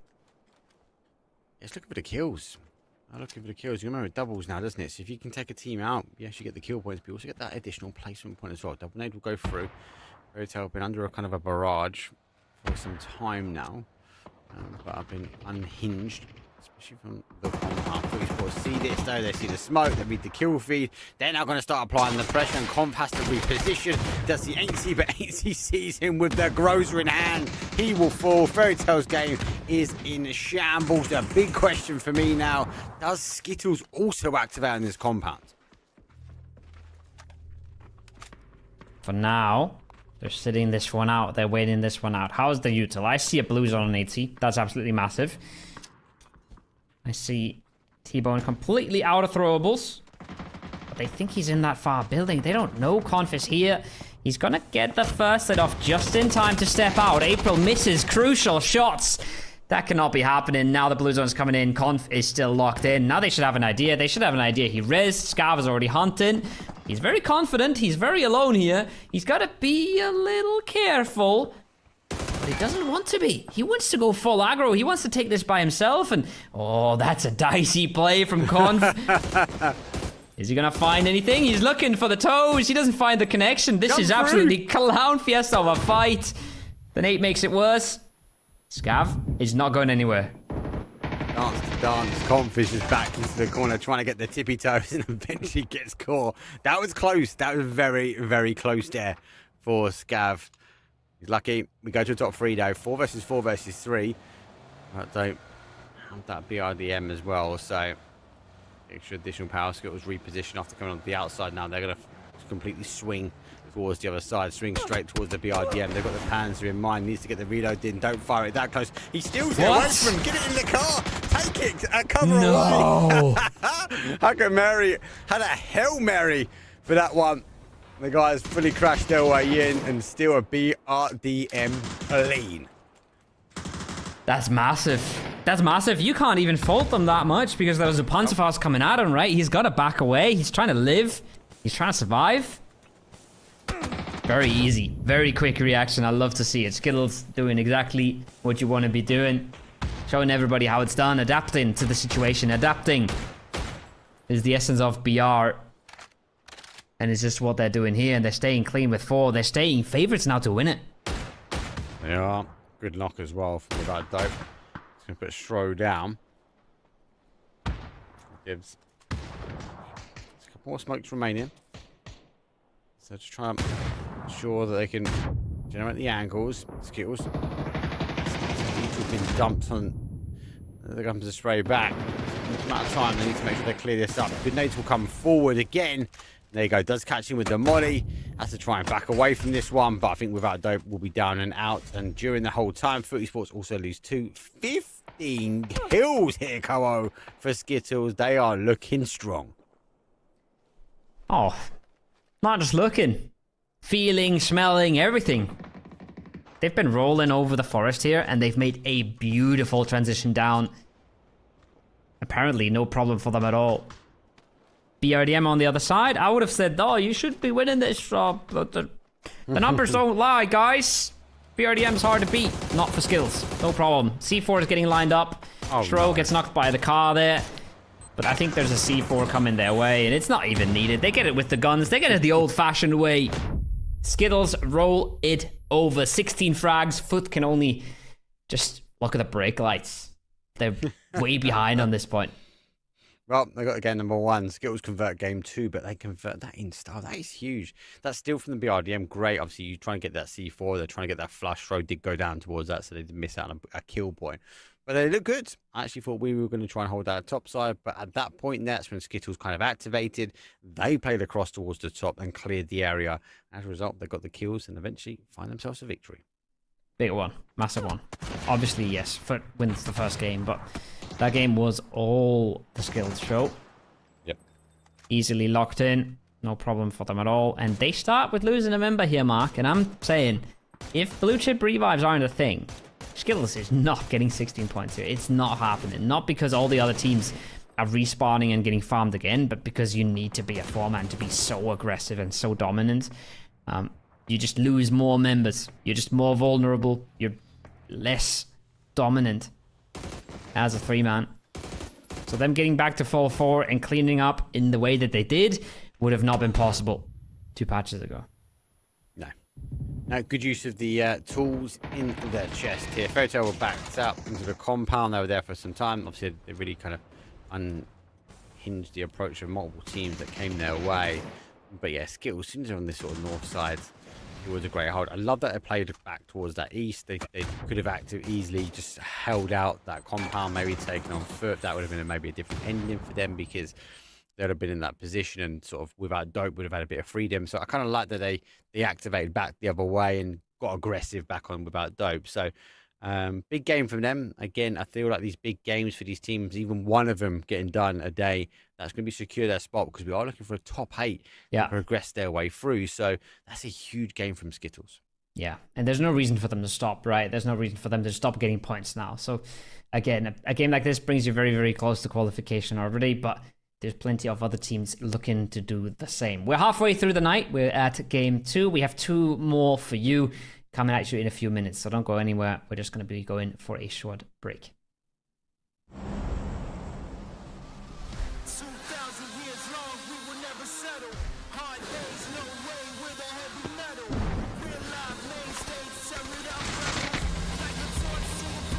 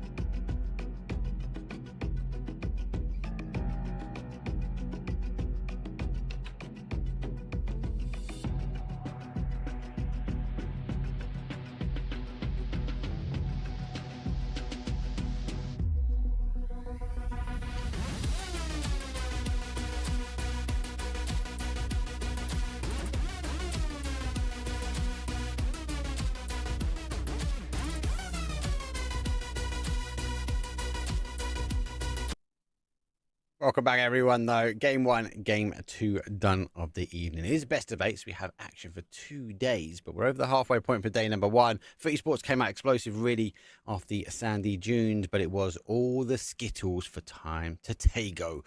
But 2 more maps up here, Kowo. 2 more opportunities for teams to also sort of secure their spot in a top 8, especially if they go aggressive out on day number 1. For sure, for sure. You want to lock it in today. I think if you felt like this lobby was a little weird today, it's going to get weirder tomorrow. It's going to get wild and wonderful, and you want to be locking it in today. You want to be playing the Super Cup. This is what everybody is here for. Everybody is here for that top 8. So playing big games is obviously one way to get there. Picking up a few kill points along the way is also a way to get there. You don't have to be Skittles. You don't have to be Foot Esports. You don't have to win this one. Obviously, it's nice to win this one. There's money on the line and everything. But the big thing is the top 8. The big thing is the qualification. And when the top teams are sponging up an insane amount of points, like Foot and Skittles are at the moment, that makes it even easier to just sneak into a 4th place, a 5th place, a 6th place, all those kind of things. And it might even be the case, obviously, with this sort of week on hand, a lot of people traveling, right? This is a great opportunity for some of these teams, some of these new bodies to find themselves on the end of the courses. Because for those that are new to the Player Tour, we kind of do these 2 weeks where we have the scrims, then we invite the teams, and we're at this stage here, and then we look for a best of 8, and then we end in this sort of series on either a Masters or a Super Cup. And this feels today an opportunity for these teams that are not always a household name to be able to get through and also show themselves at the main stage, because as you said, there is more money on the line for these guys. Absolutely, and that's going to continue next week as well. There's still teams traveling to Nations Cup. There's still teams just a bit torn apart there between each other, right? And even if half of your team isn't there, you're going to be playing with a lot of subs. I think that's what some teams are going to be doing next week. I already heard from the Ascent boys, for example, they're going to be ending up playing with 2 subs and trying to figure things out that way. But other teams will just not show up at all when they're traveling. So there is more spots, there is more spaces, and the lobbies aren't as brutal, right? Right now, you're seeing a bit of a taste of it, where some of these top teams are just rolling people. But again, we're going to take out the top 8 of this lobby tonight. We're going to send the top 8 straight to the Super Cup.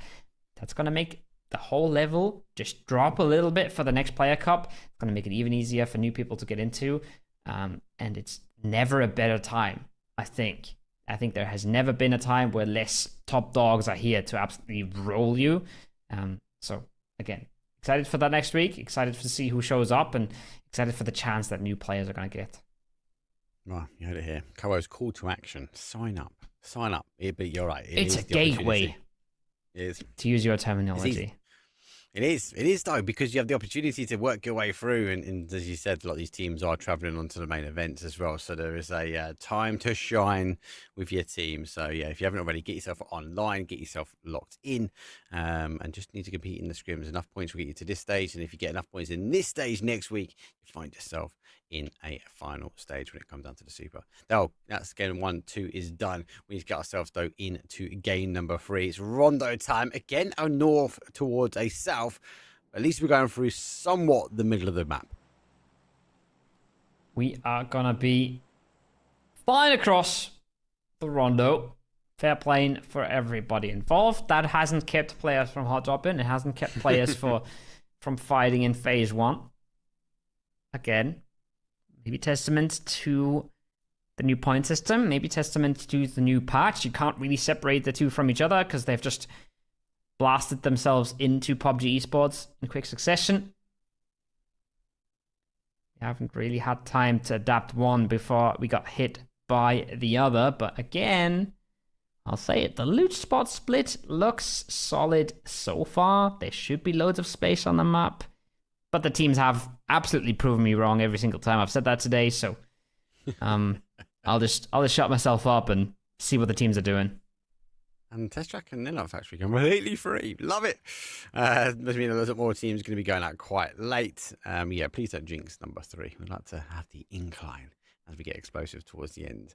But you're right, as you asked me before, especially when it comes down to the Masters, there's a lot that's changed from points to patch, and I think that aside is going to force some questions around, I think, teams to still getting used to. How does it play? What does it mean to them? What is their kind of pacing when it comes down to this style of lobby as well? So There goes that zone path, though, quite middle again, but does play out towards the west. So Judging is in. I wouldn't be too surprised to see maybe a team early aggress that way. This is quite far away from the flight path here.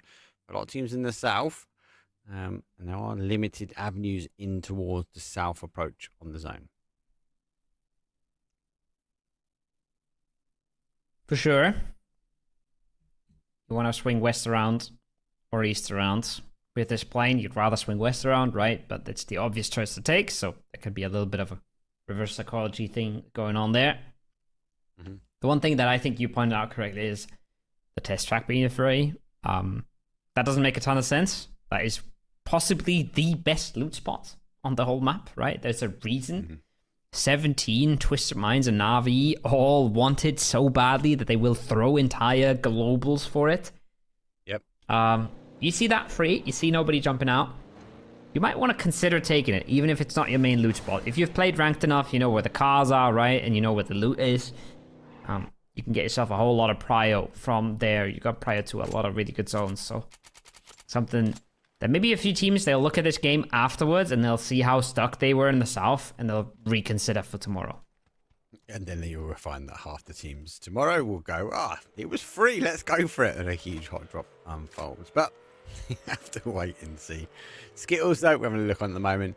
They're give or take on a 2-2 split in the middle. They're kind of doing that VP split that we see a lot from them. Obviously, VP do collapse into Yuling as well. Again, with a high ground just towards the southwest. We do see that hold onto zones for quite some time before that kind of phase 3 to phase 4.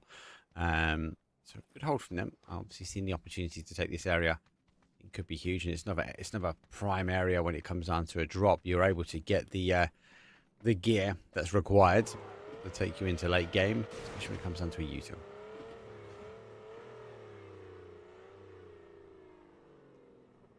Orange team eluding Yulin.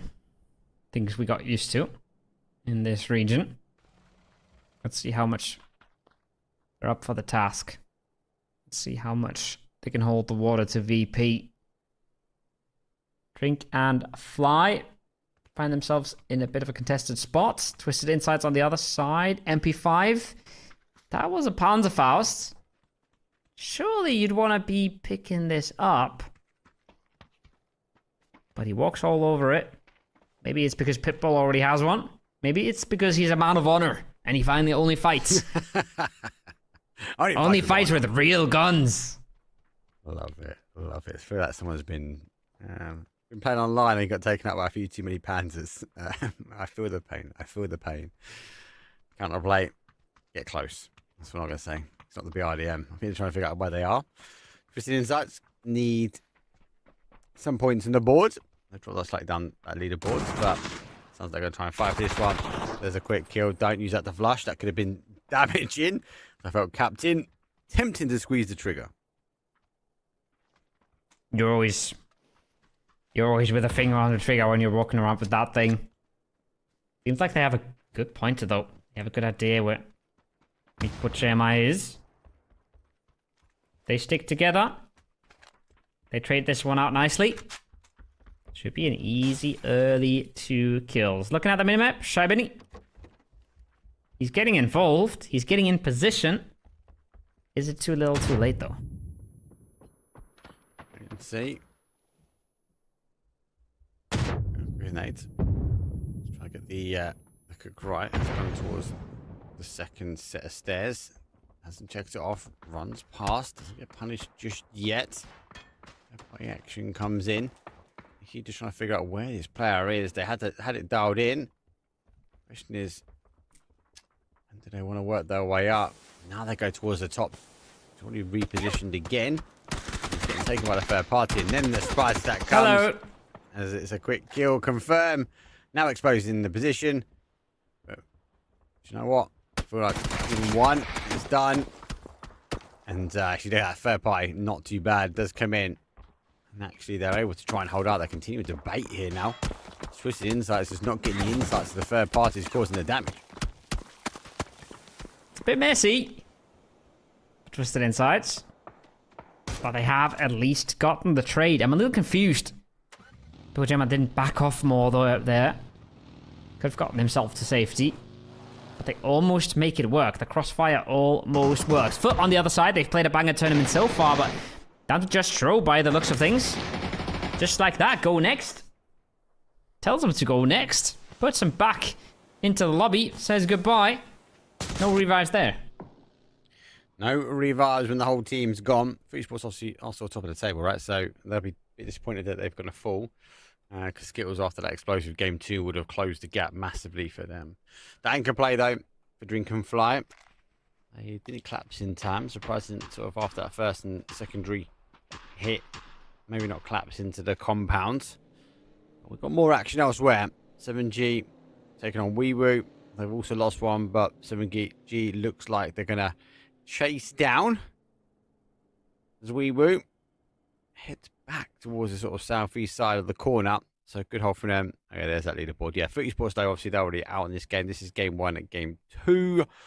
But yeah, 29 points for them. Skittles, yeah, massive game. 23 in second. Yeah. 23 in second, so the consistency is there for Foot, but the consistency doesn't get them that far away from a Skills that just popped off massively once. And then Weewoo, I think, a bit of a surprise. Good, really good game 1 for them. Not a crazy game 2. If you're looking at the right side of the scoreboard, Virtus Pro obviously has not shown up. They're still on the leaderboard here because we have to have 16 teams on the leaderboard for it to work. But they are not here tonight. And then the yellow helmets as well are teams who have not been able to make it here. So that's why we're playing with a slightly smaller lobby, slightly less teams involved. But seemingly not a lot of action, just missing out, even though we have a few teams missing. Yeah, and even if the teams come back, obviously these top teams keep hoovering the points in 4 games tomorrow. Has the capability for them to sort of drive forward. Got to make sure they sort of hop off, so to speak.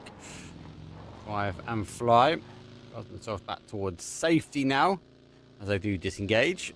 That means they won't have the opportunity to go sort of for those chips. And now look, it's Weewoo and 7G going back for the same recall system. But Weewoo have the opportunity. They're going to see and hear, and yet they get to punish as well. Gwinnix will go down. Question is, did he get off in time?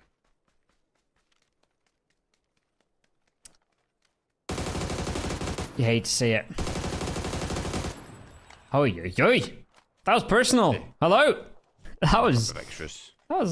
yeah, his mouse 1 got stuck, I'm sure. Hate when that happens, but yeah, that seemed rather personal from X-Hype. Shuts that one down. Afrite coming his way now. Does he hear him? Oh, they're both looking for each other, and I think X-Hype's gonna get the spot on him. Afrite has no idea. He's already moved this far. Take your time, X-Hype. You've got him dead to rights. Keep sneaking. He keeps looking for you. You put him down. Outplayed. Weewoo picking up where they left off. Kill point is where they got the majority of their points from. And damn, his mouse pad. Like, something's wrong with his mouse. I think his mouse 1 got stuck again. He's got a delay. He's got a delay. One, again, for 7G, just a little bit too much trying to take off from the town, wasn't it? So you didn't know until kind of came around that last sort of corner and then he heard that vehicle. As it must have crashed in on the side. So lucky enough for them. And he was cool, calm and collective. Definitely got a sticky mouse pad. Not gonna ask why the mouse pad's sticky. We're moving on. Fairy Tale in a good spot. Looking all right. They've got Hive right next door. Best compound in the circle, potentially. I almost like Hive's spot more. They got more options. They got more info. They got more space. But they gotta be a little careful. I think Bombi's spotted this. He's known. There's a player here, and they might try to get aggressive. I say that. I don't think they have an idea. I think he's scouting him in, and I think this might be really, really bad here. Hive might catch them off. Conf might just be in trouble. Yeah, he's cautious, very, very cautious. Fairy Tale need a big game. They need one of these big games as well. Conf positioning tactically for some additional cover as he thinks this might be safe. Let's go for a little bit more loot. He's walking up. No idea. Yeah. Hello. Oh! Gets the bumblebee. Oh! Dante takes a little tickle to the toe, but that's it. It nearly went in the way of Conf and Fairy Tale. Well, they know they've got neighbours, and it looks like Hive, the bees, well, they are grouping back together. that was a bit scary for a bit there. Dante might just like I do mean this when I say he might be the least consistent player that I know. I think he plays really high sense, and sometimes he hits those shots where you're like, how in the world is he connecting these? And then other times he has like that, right? Absolute free kill, and he takes 30 bullets to connect it. So it's the treacherous high sense, less consistency, but it doesn't matter there. He put himself in the smarter spot. He put himself in the better position, and he does reap the rewards. This was a fight that was a slow cooker. Drink and Fly close it out in the end, though, and they should now be able to reset this with a blue chip tower in their own compound to get themselves all 4 up. Yep. A bit more loot. Phase number 2. That's 10 teams, 29 alive. Mike, waiting. Yeah, they'll be able to get the bodies back up now. Reposition. You have that sort of south side as well to their owners. That zone shift obviously has the high ground in the middle. Expectations to me maybe sort of play towards that northeast corner. Doesn't have to though. It can still pull back. We've got another zone. So quite early. But actually, at the moment, a lot of these teams sort of spread out. They're taking the real estate where they can. And Hive might be looking to position and contain Fairy Tale to a degree. It's also a big one because they're both in great spots. And I say this every time, but I feel like it's just a good thing for people to memorize. Is a kill is a good thing, of course, but a kill on a team that's right next to you and is in also one of the best spots is massive, right? Yeah. The amount of options that this opens up for Hive, the amount of pressure it relieves from Hive, because Fairy Tail will now have to play way more defensive than they would otherwise might have, is absolutely massive. So the value on this kill is huge. And with a zone shift in south, we don't have a ton of unplayable left in this circle. It can almost go anywhere that is currently inside the zone. So them being rather central, having lots of access to the south here, Hive are looking fantastic. So rotation, lock, airborne. But dope. Looking to try and move. A lot of these teams have said were thinking it was going to potentially play towards that southeast corner. They haven't. It's gone south. We have given up the unplayable, as Kyle says. You can see mounted just in that corner. Gets a couple of shots. Let's be cautious though. This car is exposed. I think that's the right thing now. Gets back into the car. Actually, Conquest from the other side that's causing the problems. And without dope, really split here. But he knows Locke's closing in the rest of his team.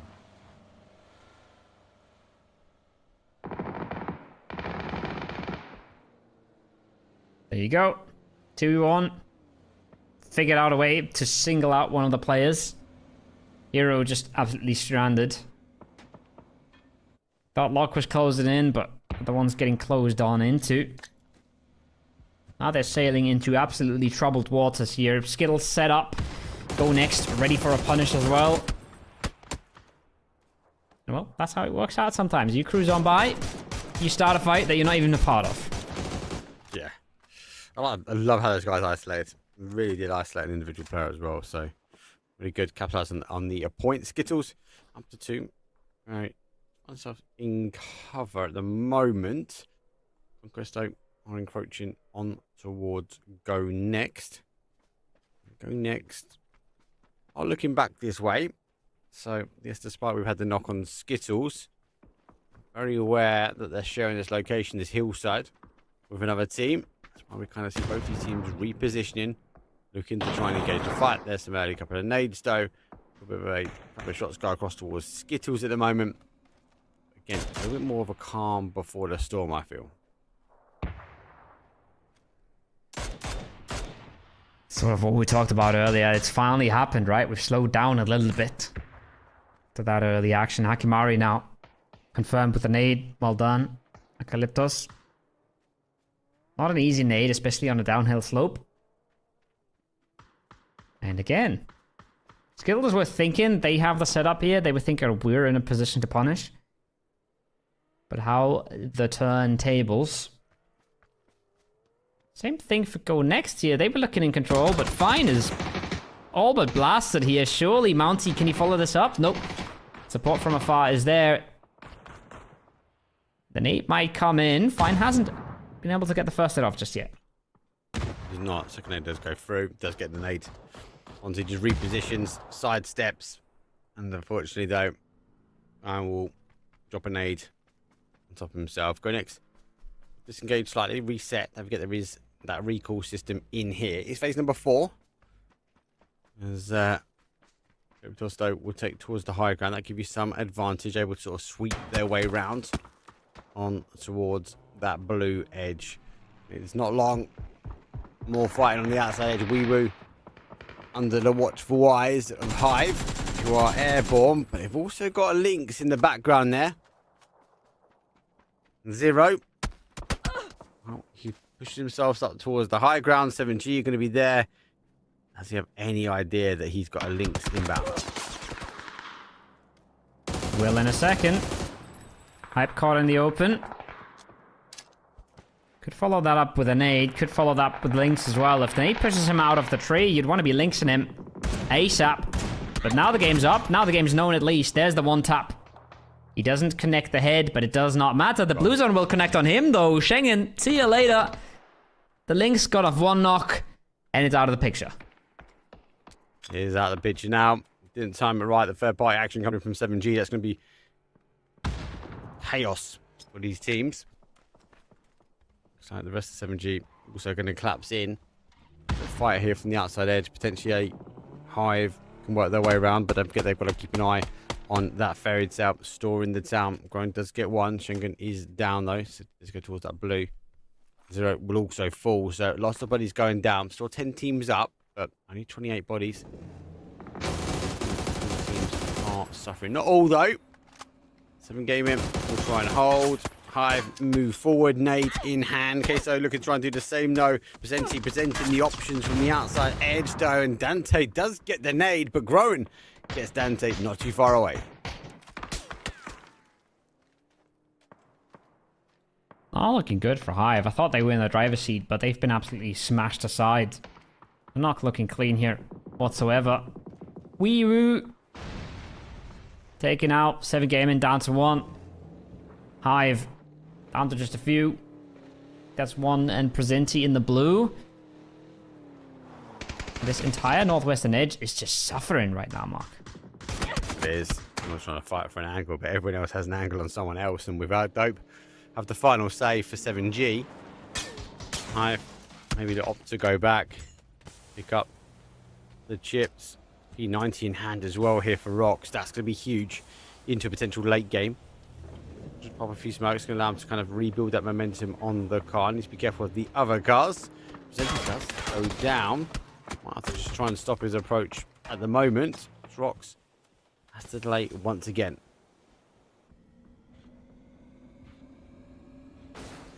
BB has been putting up the points here, right? He's been solo for quite a while, but he's been farming. Now he pulls up. He's going to get the nade out. He hears that P90. He knows he's playing dangerous games, but that nade should easily get himself the flush, and the second one will just confirm himself the kill. But nope, Rocks is on the move. Right. He's got fast feet.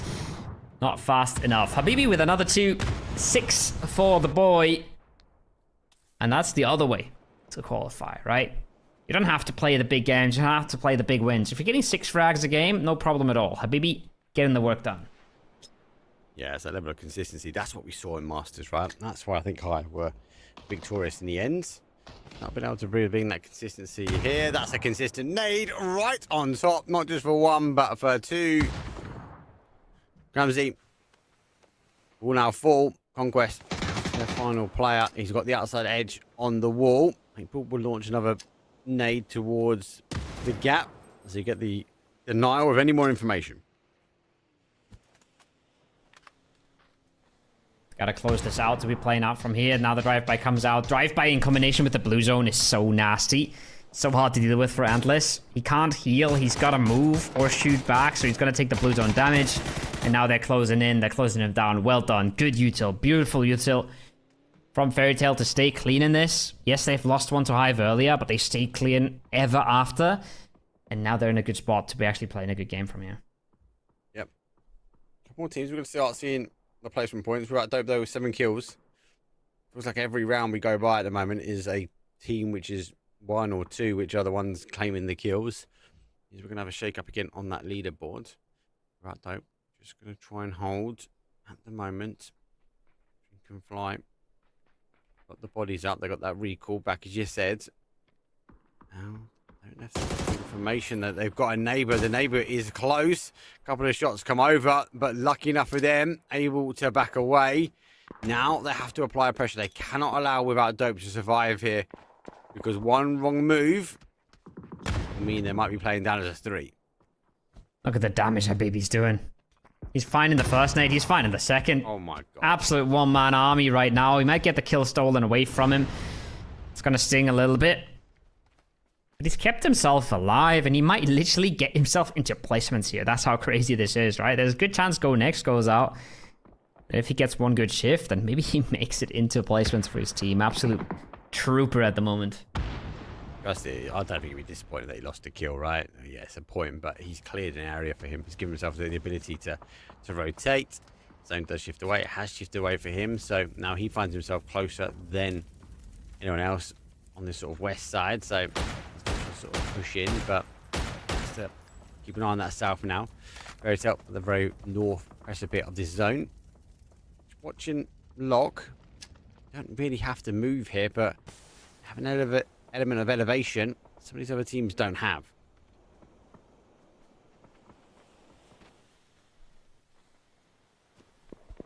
For how long is the question. I think Skittles are going to be playing out of their compound here in a minute. Habibi goes out.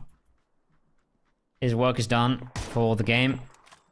And when Skittles get to move out to that ridge outside of their compound, they're an absolute force to be reckoned with. But we're going to have to see another few circles shift on in. We're going to have to see Phase 7, see what it does. Phase 7 can still be rather impactful. For Phase 8, almost always going to center up. So if that Phase 7 goes hard north, goes hard south, could shift the way of the game a little bit. It feels like, I want to say almost everyone's okay in this zone, but Fairy Tail currently has got nothing, so you might be right here. With Locke having the high ground, the elevation, Fairy Tail's not looking so hot. That's the problem. It's the elevation. It's going to be the case. Well, here we're top 4 now. Skittles, 3 kills, 3 bodies. Find themselves in a top 4, so they're going to be happy with that. Well, it's elevation, but at some point, if there isn't a pressure being applied to the remaining teams, maybe they sort of draw their attention towards Lock. And then we've got Drink and Fly and Fairy Tales just on the outside edge, so a couple of steps forward and we'll find them in. But also, there's not that much terrain for everyone here, so especially for Lock, they can kind of bully these 2 other teams and leave Skittles in the compound below them.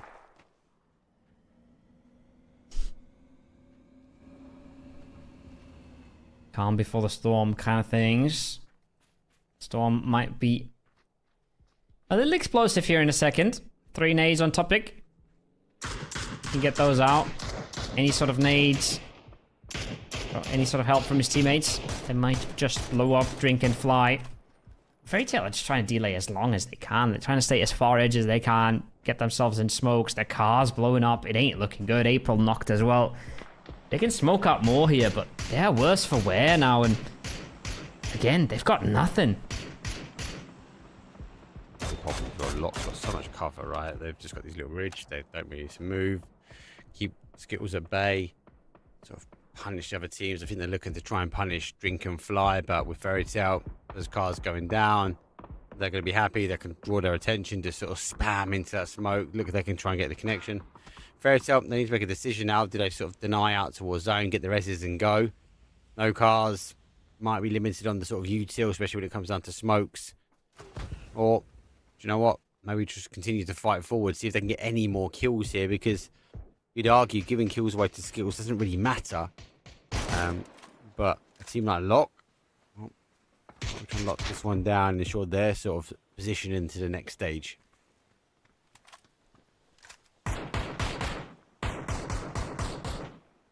The delay continues for Fairy Tail, but we said Phase 7 could do things, and it did things. Not for Fairy Tail, though. It's made some moves for Lock. Made some move for Skills. Again, we said, right, they'd be a threat once they move out. Once they move out from the compound onto the ridge, they'll be blasting. And they are. And Fairy Tail is feeling the brunt of the damage right now. Hadouken. I find anybody he can. Skittle was able to move free from the compound, so Sloy is a bit further back. So now he's looking to try and join up with the rest of the team. They have found a new home.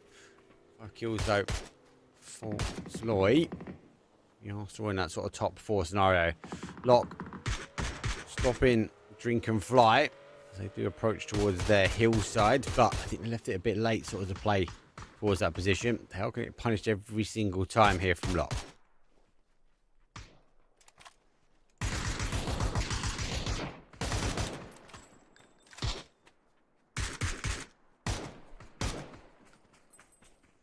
Not looking good. Not looking good if you're not Skittles or Lock right now. You're mountain biking. Whee! You're smoking yourself, you're proning, you're mountain biking, your folded shield's blown up. The game ain't fun if you're not Lock. Oh, Skittles right now. 3v3 now, loads of space. Well, a lot better spot, I should say, for Skittles. But it's not fully over just yet. No, it's definitely worth noting. Fairy Tail got the additional spot as well. Drink and Fly fell just beforehand, so not just a 1, but 2 additional points for Fairy Tail, which they'll be happy. A little bit of a dance-off happening between Lock. Sadik having to go back towards the outside edge. Now they lose the zone. Now they're sort of tied. Favours Skittles. Just trying to use the Treacher's advantage, trying to find any more information, find out exactly where they are. They've got a great understanding. Just trying to figure out if there's any other solo players maybe lurking in the trees below.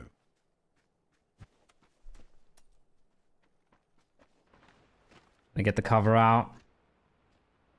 Not sure what the plan there is. Maybe pull up on the ridge right below. Have some teammates holding. It's looking like Top Chick is the one holding.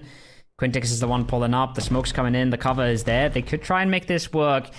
It's a tough approach, but it is possible here. I've seen the car now. Maybe Salik is actually the one holding from the top. The other two are looking to get in the car together. And they've done the groundwork. It's still a rough push, Mark. It is a rough push. Plus, well, we know that provides speed. Nades will come out. I don't think they know exactly where they've landed. Now the additional nades they have seen. And oh my god, Sloy hits for 2. Then the barrage continues to unfold. 1, 2, and done. And for Lock, he's down to Salik. He looks at the blue as an option. Maybe he is just going to try and eke out a few more points. Lloyd does make his way forward, but he has to try and catch one of these players, though, on the run towards him. And Salik only going to back himself out. I think he's doing the honourable thing and discharging him from this route. See you later. Lock closes himself out of the game. 7 frags for Skittles is not a big win compared to the last one they were getting, but it's a win regardless, right? It's still 7 frags. It's 5 placements. It's a dominant performance. They lost a player around that Yulin area. They instantly pull back into the compound. They pull back to where they're safe, where they play powers and numbers, and they close this one out without even just a little bit of sweat. Yeah, good game. Really, really strong game for them. Able to sort of play control really nice and well. Obviously, they had that hard cover. Able to sort of play out from there. Definitely worth noting, the boys from Lock. I actually like their sort of style, but lots of early engagement. I know you said about a peaceful start. Did feel not as peaceful as I thought it might be. A little bit more of a mid-game piece. Or again, the Agents of Chaos started to unfold. But again, more teams looking to climb that leaderboard. Again, a big shock for me. Hive not being able to convert a strong game so far. Yeah, again, I thought they were in the driver's seat, but they just lost a lot of players in unfortunate situations. I'm not sure if it was a lack of focus, if they were too split apart, if there was just a lot of sneaky plays going on, right? Sometimes you do just get ratted and nothing really goes your way. That happens. Fairy Tail, really good job on their side in the meanwhile. Just not making a winning play there at the end. I wonder if they ran out of vehicles very early and that's why they had to delay so much. But I also would have felt like the old Fairy Tail, the one I've been hyping up for a few weeks now, where they were always dominating these player cups. I thought they would have just jumped in the cars and made a really risky play for the win, but they just delayed forever and ever, and it got them 1 placement point or 2. But usually you'd see them just fly out there and absolutely maximize the odds, right? If you have a 10% chance of winning the game with your play, then it's much, much better than a 80% chance at one placement point, right? So that's usually what these teams optimize for. I must assume that they ran out of cars. That's my explanation. Yeah, well, they had cars up to the point, but then the cars got taken away from him, stolen. But you know what? A big shout for him. They was able to sort of duke out another placement point. Well, we can only duke out one more round. We'll go to a quick break. When we come back, though, it is the final round for day number 1. Don't go too far. See you in a few.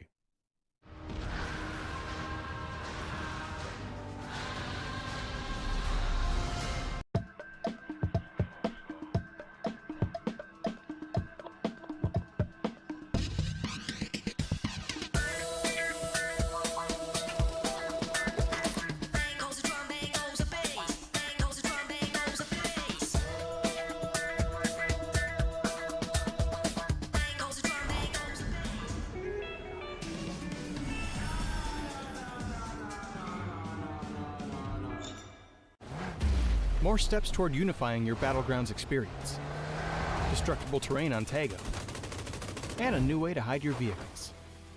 All this and more as we dive into the Update 35.2 patch report. First up, we're continuing to work toward unifying your Battlegrounds experience. This update adds vending machines, previously a Miramar exclusive, to Erangel and Tago. You can also keep an eye out for medical vending machines that distribute first aid kits, bandages, and med kits. All these machines still have their chance at a jackpot, so test your luck when you run into one. In addition to this, Erangel is also getting Tago's destructible pots.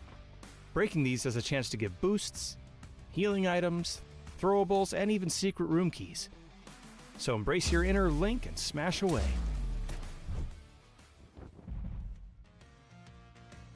And speaking of destroying stuff, destructible terrain and the red zone have made their way to Tago. As before, explosives and the Panzerfaust will alter the terrain they hit, adding a bit more realism to that big, cool explosion.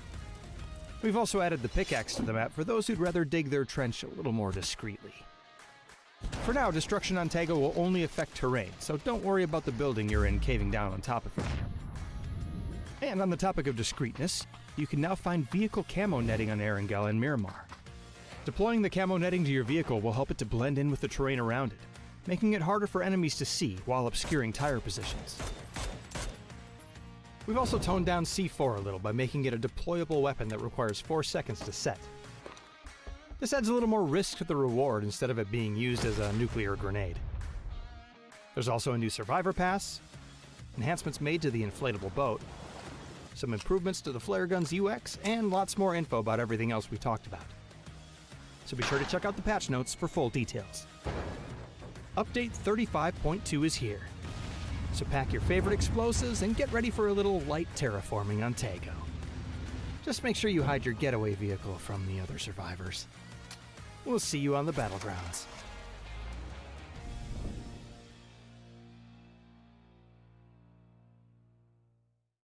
Welcome to the PUBG Players Tour. This year, we're introducing structured competitive play in third-person perspective mode for players of all ranks, levels, and ability. Here's how it works in EMEA and Americas. PUBG Players Tour competition is held in 2-week phases. Each week, you and your squad can compete in player scrims. Think of these as a great alternative to ranked play. Each day of scrims will feature a variety of maps, with defined team and lobby sizes to ensure a balanced best-of-3 rounds. Teams will earn points based on their performance, and daily leaderboards will track their progress. When the scrims are over, the top teams will qualify for the PUBG Players Tour Cups, where they will be joined by up to 10 invited teams, featuring some of the best players in the region. Players Cup leader. Welcome back, everyone. There's hardly any time at all. 3 games done. We've seen explosive action with some of the teams that we know very well. Skittles closing out very, very strong as the denial coming in from Lock. More importantly, Cabo, though, we need to get things going. We've got teams in, ready. It's match number 4. It's the final game here for day number 1. We're going to Erangel for the final one, and we have a bit of a surprise for you guys. We've got a new team in the lobby. We got winner chicken dinner joining us for the last game. They were delayed just a little bit, just 3 games. You know, some teams might think that's a bit rough. Some might say it's rough, but honestly, they pop off 1 game, they're top 8, right? That's all it takes. So Good to see them stepping in. Good to see the player count go up a little bit as well. Getting closer to a full lobby. Maybe somebody else shows up tomorrow, you know? Maybe we get all the way up to 56.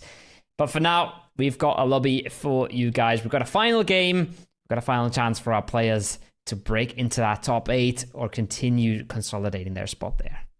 Yeah, one game. It literally is one game. One good game for these guys will be the difference here. Playing path though for this one is the north down towards a south. That's a really, really good one to end off. Does that mean it's going to be calmer? No, potentially not. Teams will be looking for the points and the placements to finish off because we do have a best of 8. So this, yes, is the final match here for day number 1, but we'll be back same time, same place tomorrow also to do another 4 rounds. And then we will conquer our top 8 and be going through towards the Super. Going through to the Super Cup will be Skittles. Badunk. Big surprise. Absolutely farming out today. And now in a bit of an odd spot. They got a team, Ludi School Apps, and they're just split around them. Wouldn't have even been surprised to see a Skittles hot drop, but I guess they want to lock it in. I guess they want to be disciplined. And they can hunt for these kills if they want to. School Apps is not known for having a lot of cars. It's not known for having a ton of spawns. So if you lock those out early, you get yourself in the forest. You might catch some lonely players jogging your way. So maybe that's a game plan for Skittles. Or maybe they rotate on in. But I wouldn't mind this at all. I wouldn't mind this at all if they set up here and maybe camp a few cars or pop the cars and then go for a camp in the forest. Yeah, I think after a successful game 2, game 3, right, they got the option to. They can work the final game how they want to. So they are looking at a couple of shots. We're going back towards those school up areas. So maybe they are denying the cars or the ability to rotate quite quickly as they are just getting looted on up. There's obviously down in that sort of southeast corner. There's a lot of teams that sort of need to rotate their way in, lock in a good spot there, but they are on a huge split there. You can see that sort of from that shelter, prison, all the way down to the sort of like copy and paste and sell it in that sort of free stack just at the end of the road that we see from Skittles and Twins. But for now, teams already on rotation. 7G rotating on Military Island as well, so good to see some early rotations already starting. Don't mind that at all. Coming into this circle from Millie base, not a bad spot to be in. We saw a lot of Milters in play, right? A lot of Milter power is possible. 1 Eastern shift, we're going to Milter power. Coming in on that Milter beach, not a bad thing at all. Especially when you're the first team there.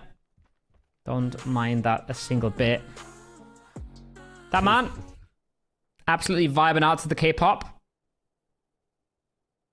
Having a good time. Just dance it out. How does it, like, he doesn't know we're observing him, right? No, he doesn't have a great reason to be vibing out, but he's just a viber. He's having a good time. See him out in the middle mouse wheel. We'll get a better view and get to see, but he's definitely on the delay. Oh no, we're just going to go through the tune. So, yeah, Captain is leading the charge. Is he? What the? He's undressing. Okay, look away, kids. Right now. Look away. What the hell? Yeah, that took a slight. Observer. Discipline. It keeps going back for more. He snuck a peek. What the heck? Oh, I have to go out the other side. Oh, I have to go back through the building one more time. He's like, guys, yeah, I didn't want to go back in there, but I had, yeah, I wanted, yeah. God damn it. Love it. Get the observers under control. As soon as I heard the music, I thought, oh my God, I've got music coming out of my... Yeah, I was like, where is that coming from? Have I pressed it? Have I hit my phone?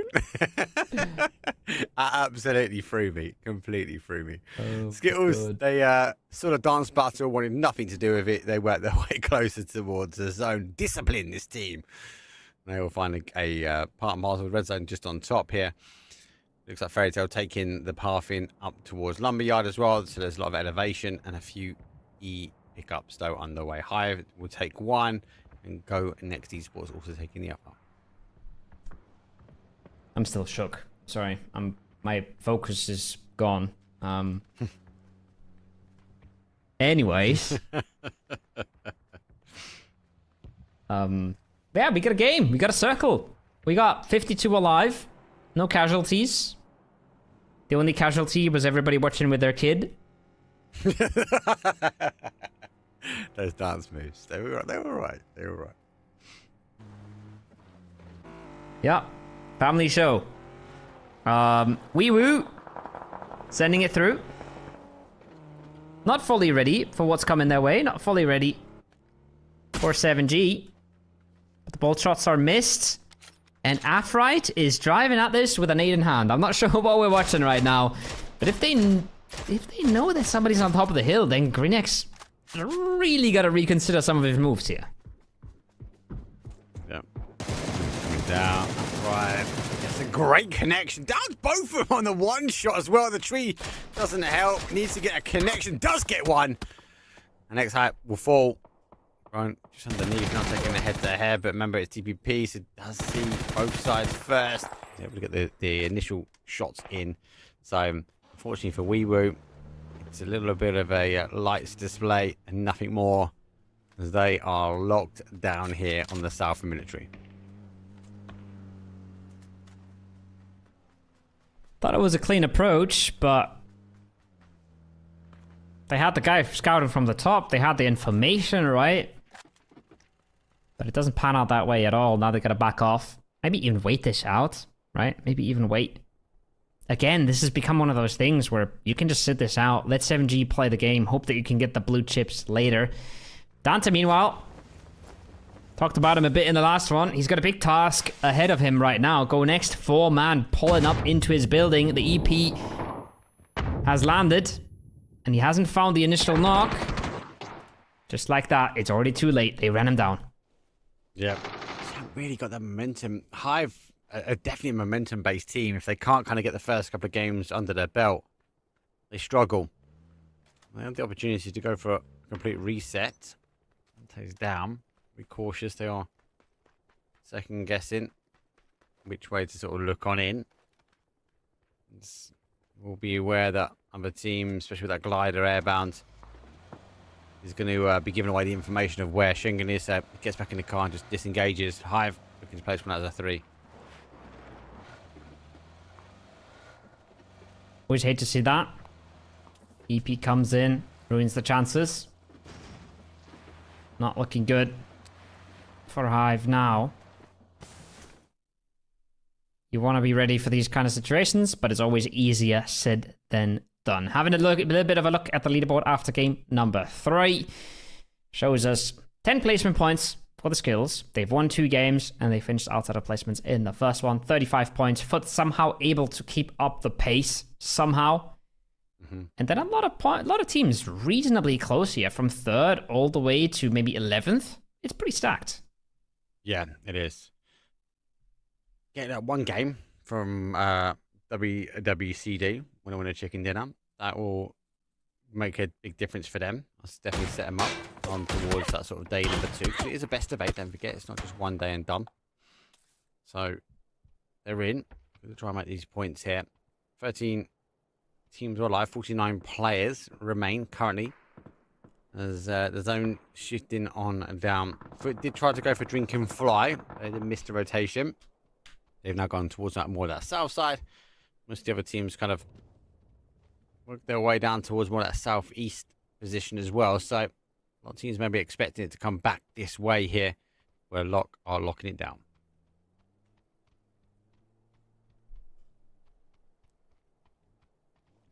And this is that calm before the storm that we mentioned, that we expected to come in a lot more. We've been blessed by a lot of early aggression. There is bound to be some breaks, especially with 3 teams missing. What I'm wondering about is, right, we're watching 7G now. We're watching them on the other side of the river. We're watching them on the north. Especially if a knock comes out, but even if it doesn't, don't we just see Weewoo go for the blue chips very soon here? Can they not? Do they not just wait it out until something's going on? Maybe a knock comes in. Maybe they get the scouting going and they see that 7G has crossed the bridge, and then they just go for the blue chips, revive a Novo. You can even, if you really want to, Mark, you can use those revives as scouts, right? You can make sure that they scout the entire zone for you. Maybe even figure out the northeast is pretty clear. We figure out a send, something like that. so many options now. It's not even looking that bad if you're Weewoo. You're relying on they've left the chips there. My logic is, I think they put the chips in the back of the car and they've sent it over with them. So yes, they give away their position, but it's more of a come and get it, guys. What if you bury them at the bottom of the ocean? We saw a lot of these players put them in cars and blow up a car, Yeah, and or move with them in the infantry as well. Shrove, the first one. WWCD, first game in, breaching the compound. Unfortunately, going for the same time, so they get caught slightly. No full scav. Let's try and get a little bit of loot on the board. So, I definitely feel like it's one to watch. They could have left him behind. My inner agent of chaos, right, tells me that they've got it with them. But if that's the case, that means that they've got to go aggressive and chase them, or they've got to play this one out as a duo.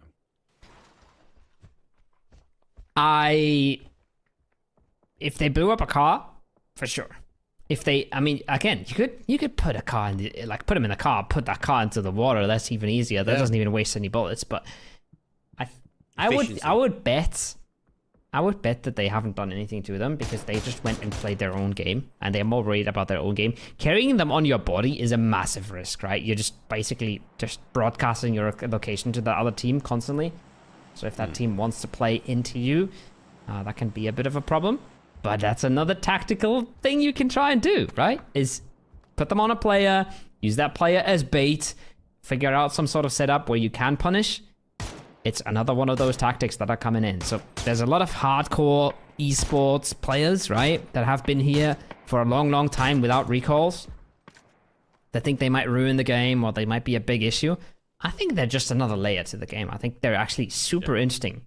And there's so many options, so many things you can do and might get away with, but aren't always going to get away with. I think it's super interesting to see how the game plays out with them in place. I really like it. I do, but I also have to agree that it does change how the game plays, right? For sure. It's another layer, right? And it comes back to that point I keep drumming on about, like, and this is the biggest thing that I've seen is people take early fights because it's not about keeping 4 up anymore. It was historically about, okay, right, we've got to try and keep 4 up. Now it's full aggression. Just win the fight. You win the fight, we get the recall. And that's been a big change. I think have we found that meta? Have we found the kind of the flow of the recall system? No, but we're seeing a lot of creativity at the moment from these pro players and also these new players that are coming through. They've been given a new tool to their chest to go, actually, let's try something different today, whether it's sinking a car in the bottom of the ocean or bringing the chips with, so to lure the player in to maybe get some more points. I'm really intrigued to see how this kind of next couple of months play out. Just sad we're not seeing Pixelic try things out with him. That's, to be honest, that guy was always the creative mind. Yeah. He was always the crazy one. Trying to figure out all the different things that the game offers you. PUBG is a bit of a sandbox game in that sense. There's so many things you can do and so many things other players might not think about doing. Someone goes back west though. Goes right back onto farm. Foot looking really good here. Just finding a free compound ahead of them. Fully up for the taking. Yeah, also have a few teams sitting in center compound, sitting pretty, consolidating now. We already watched Fairy Tail earlier with the Panzerfaust at the ready, right? A lot of teams in good spots here. And still plenty of options for everybody outside the zone. Plenty of options. 7G, an option for they've got is to go work their way back. Now, if they do have the chips in the car, that's the big telltale sign. And then WCD, winner, chicken dinner, esports will know they have bodies coming back their way. I think it's the case because you can see already one is down and out of the game. Here comes the Molly. Have spotted him. Molly does go short though, but he gets the exposed and great shots though. The story opens his storybook up and he gets Gwinnix down. A bit of third-party fire coming in as well. That might flush the kill out in the end. No res coming on through, but the steal is there for Presenti. That hurts. That would have been the first point. First point on the board from WWCD. Not meant to be, but at least they push 7G away. And the moves are there for their story. He ain't looking half bad right now. No, I like it. He's move in, trying to again get the information. Team sort of play away. 7G go towards that sort of north side now. Remember, they haven't got all the intel here. Go next will already be positioned up as well. So 7G kind of being the aggressor, but they are the ones standing on these landmines. Grunt close the door behind. And the disciplines here from Go Next Esports is going to be okay. Oh, they have to try and deal with all the damage. On the other side of things, though, for Esports, though, find they have a full crash coming past them. Kill confirm on the board for them. 2 kills, though. It's down for Shro, looking quite good for the guys at the moment. Has been pretty consistent. And they now hold their area. They're going to be okay. They had a few taken away. Oh, this one's tricky.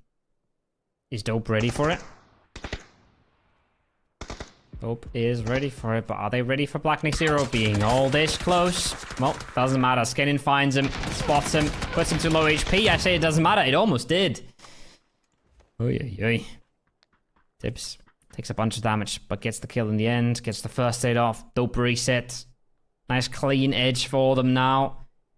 Few kill points in the bag. Looking to play a good game here. Yeah, zone shift goes back the other way. I've got that recall system we speak about a lot. And they got their body back in. Dante's going to just lay in the middle of the zone or the road and pray it doesn't get spotted. Back for 7G. No, the fight for Milter Store continues.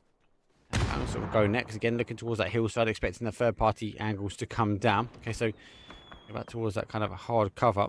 To put himself just behind the wall, trying to gain the information now. How Go Next is going to work their way towards them.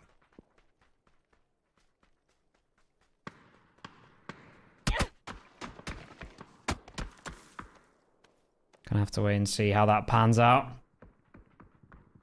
Not an easy fight, especially with that knock coming in. But they have Afrite just holding down the angles. Does he have all the angles? Maybe. The res should be there for Kazoo. Yep. Gets the dance on through. Gets the res. This is where everyone's get forced together, right? The zone's not going to be great. Dante's still airborne as well, so I think he's just taking his slow descent down at the moment. Right side just gets 2. And looks like confirmation getting done for 7G. They tried to crash in. And 7G now get that res back in. Lock in a good position. Don't need to move just too much. But so is for Esports on the other side as well. They just need to kind of be disciplined about where they hold now and then look to kind of play in a little bit after. This is mainly going to come down towards this next zone shift here. Who's going to be really affected next up? There's still 40 players in this. Respawn's doing their part. Dante floating on in again. Somehow it's always Dante who's respawning, but he's always the one getting points out of the respawns as well. And yeah, this zone already, it's not really space for 40 players, but imagine the next one. Imagine a phase 5 here. Even if it just centers up, where are 40 players going? Yes, again, it's the limitation of hard cover. Do we see the loss of Milton now potentially farm hold on? If it goes back that way, that'd be okay for kind of a conquest. Milton stays in, then we're going to see 7 Gaming and Go Next sort of hunker down. Plays up towards that hill in that northeast. Well, Fairy Tail might want to collapse their split, or do they hold their split? Be greedy, that would deny a lot of teams in. Really not a lot of space. There is not a lot of space here. So again, it's going to come down to how you move, the timing. We're going to see a lot of this, a lot of knocks, a lot of farming of damage. It's going to force some teams into some issued areas a bit later. There's the breach. There's the angle. Good damage done. No knock just yet. Gotta hold on here. They're gonna try to find the angle. I don't think that jump was intended, but it might work out beautifully here for Elise. He's taking so much damage though from range. And now he's gonna get naded by his teammates. Oh no, this ain't what he signed up for at all. Tried to go a little bit too far. Skittles fast, reset fast. On consolidating the situation, slowing things down. Making it look easy here. Oh, making it look easy. I definitely feel like she didn't think that the jump off was the option to take, but she dodged the nades of her own team, but unfortunately fell into the hands of Skittles. They now control the bottom side here. Zloy I'll make sure there's no third-party actions coming in. Hakamaru, though, will launch the molly. That's going to deny off one of the rooms. And now they will look just to try and chip away at the next couple. They're out on the balcony. Have to lay low because, again, it comes back to that third-party action. If they stand up, it's going to be punishing now for Twisted Insects.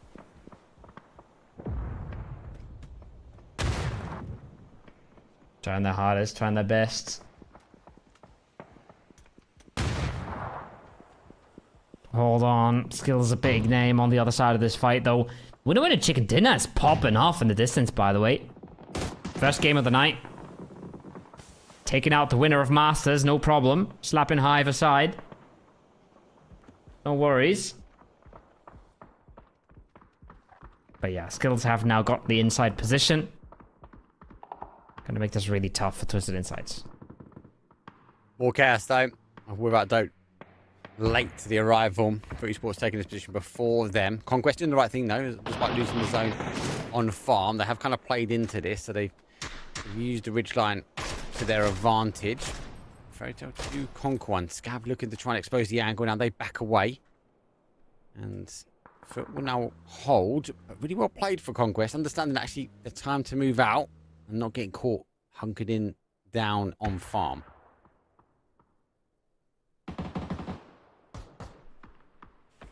Going next as well. Don't want to get caught here, but that's easier said than done. Do they know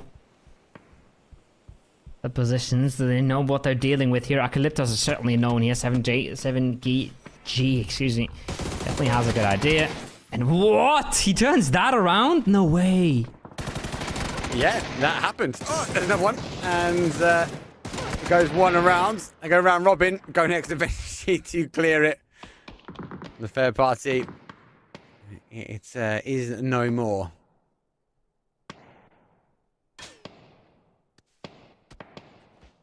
How about?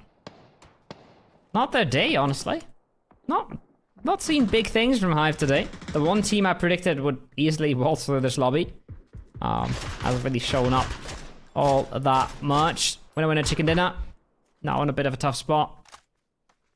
All but one out. But no Nice. Dario. That one is clean. Airborne as well. The difficulty is that can they really push onto it? I don't think they can. When Chicken Dinner comes out on the sweep side, that's going to expose their angles. Have to go back to sort of that location. And they will hold out Monty, looking now towards Skittles, who are on the outside edge as well. A couple of shots again, good connection for them. Esports down bodies. So there's a lot more, and this zone is so open, so open. Like there's a little dip on Conquest side to play, and there's a couple of little mounds, but everyone else, they've got to kind of make a run for this.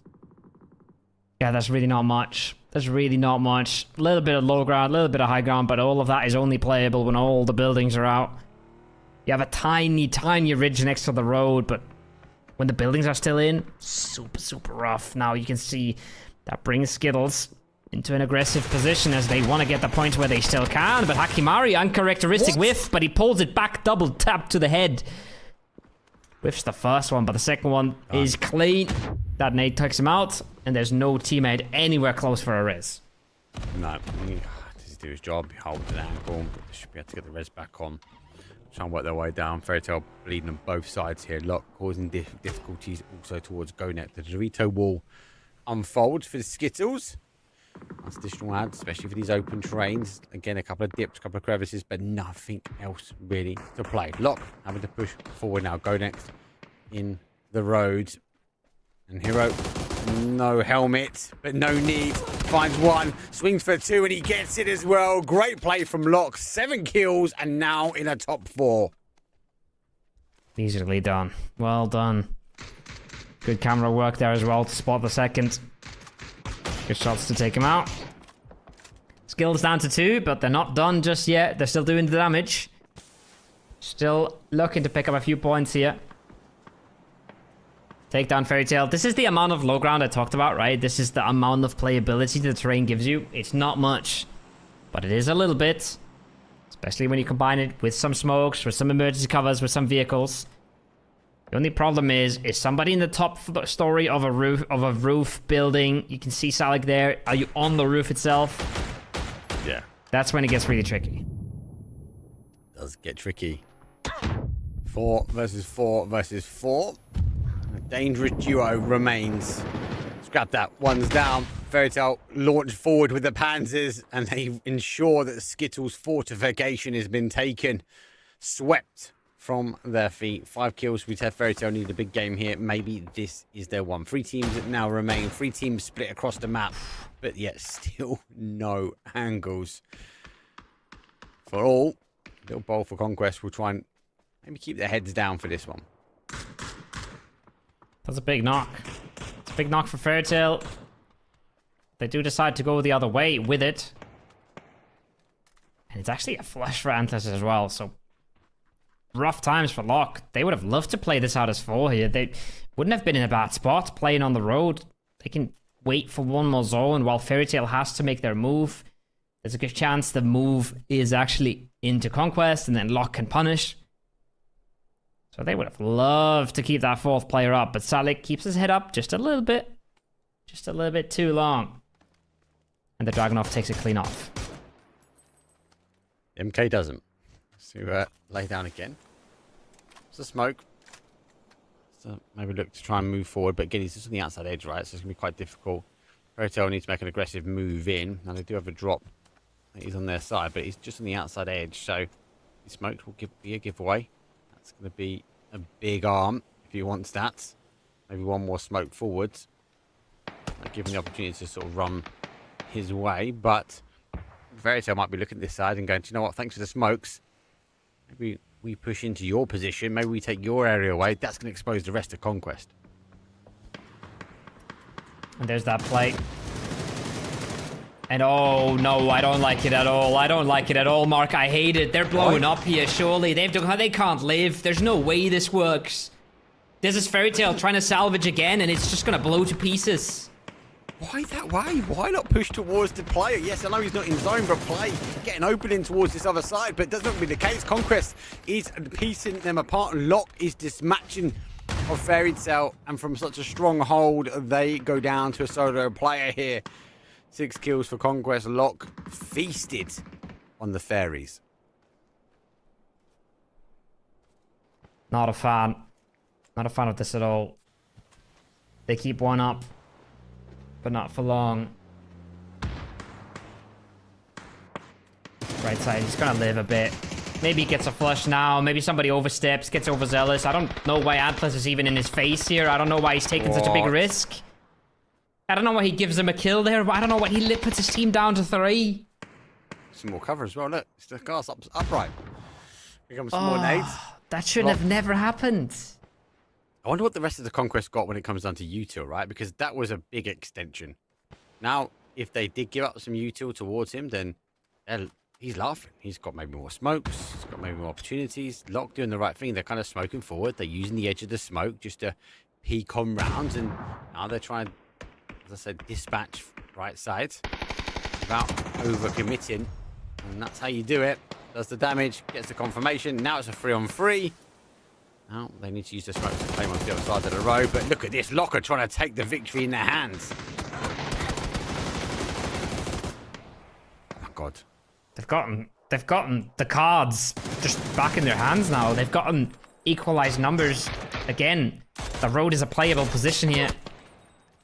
Hero does his job there as well. Almost gets the knock, but again, Antlers freely just tries to get across the road there. Maybe he thought Fairy Tail was out. Maybe he thought there was no one alive. Maybe that was just the idea.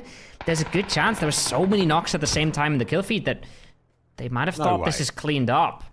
And they might have thought that Locke's the 4-man, right? That's an explanation that I can accept. If he knew that was a Fairy Tail player there, I don't think he makes that play. So maybe that's what actually came down to. Now the double blue zone, the triple blue zone, the quadruple blue zone. It closes out all of the space. But there's just a little bit left here for Quintex. A little bit left for Topic. And this can still turn around. This is still a winnable 2v3. And with the amount of blue zones as well, they could have launched them if they were unsure of that player of Fairy Tail. It is winnable. 2 versus 3. Does have the capabilities. Lock, obviously, second place in that last game. Taking the aggressive stance towards Conquest, but Conquest been unhinged. But not limited ammo. Needs to be careful, especially if he does pop up here. Ramsey with the spray. Needs to make sure he gets that connection. Can take the opportunity just to repair while he can. Because they are further away from the end zone. And they're going to have to snake up their way forward.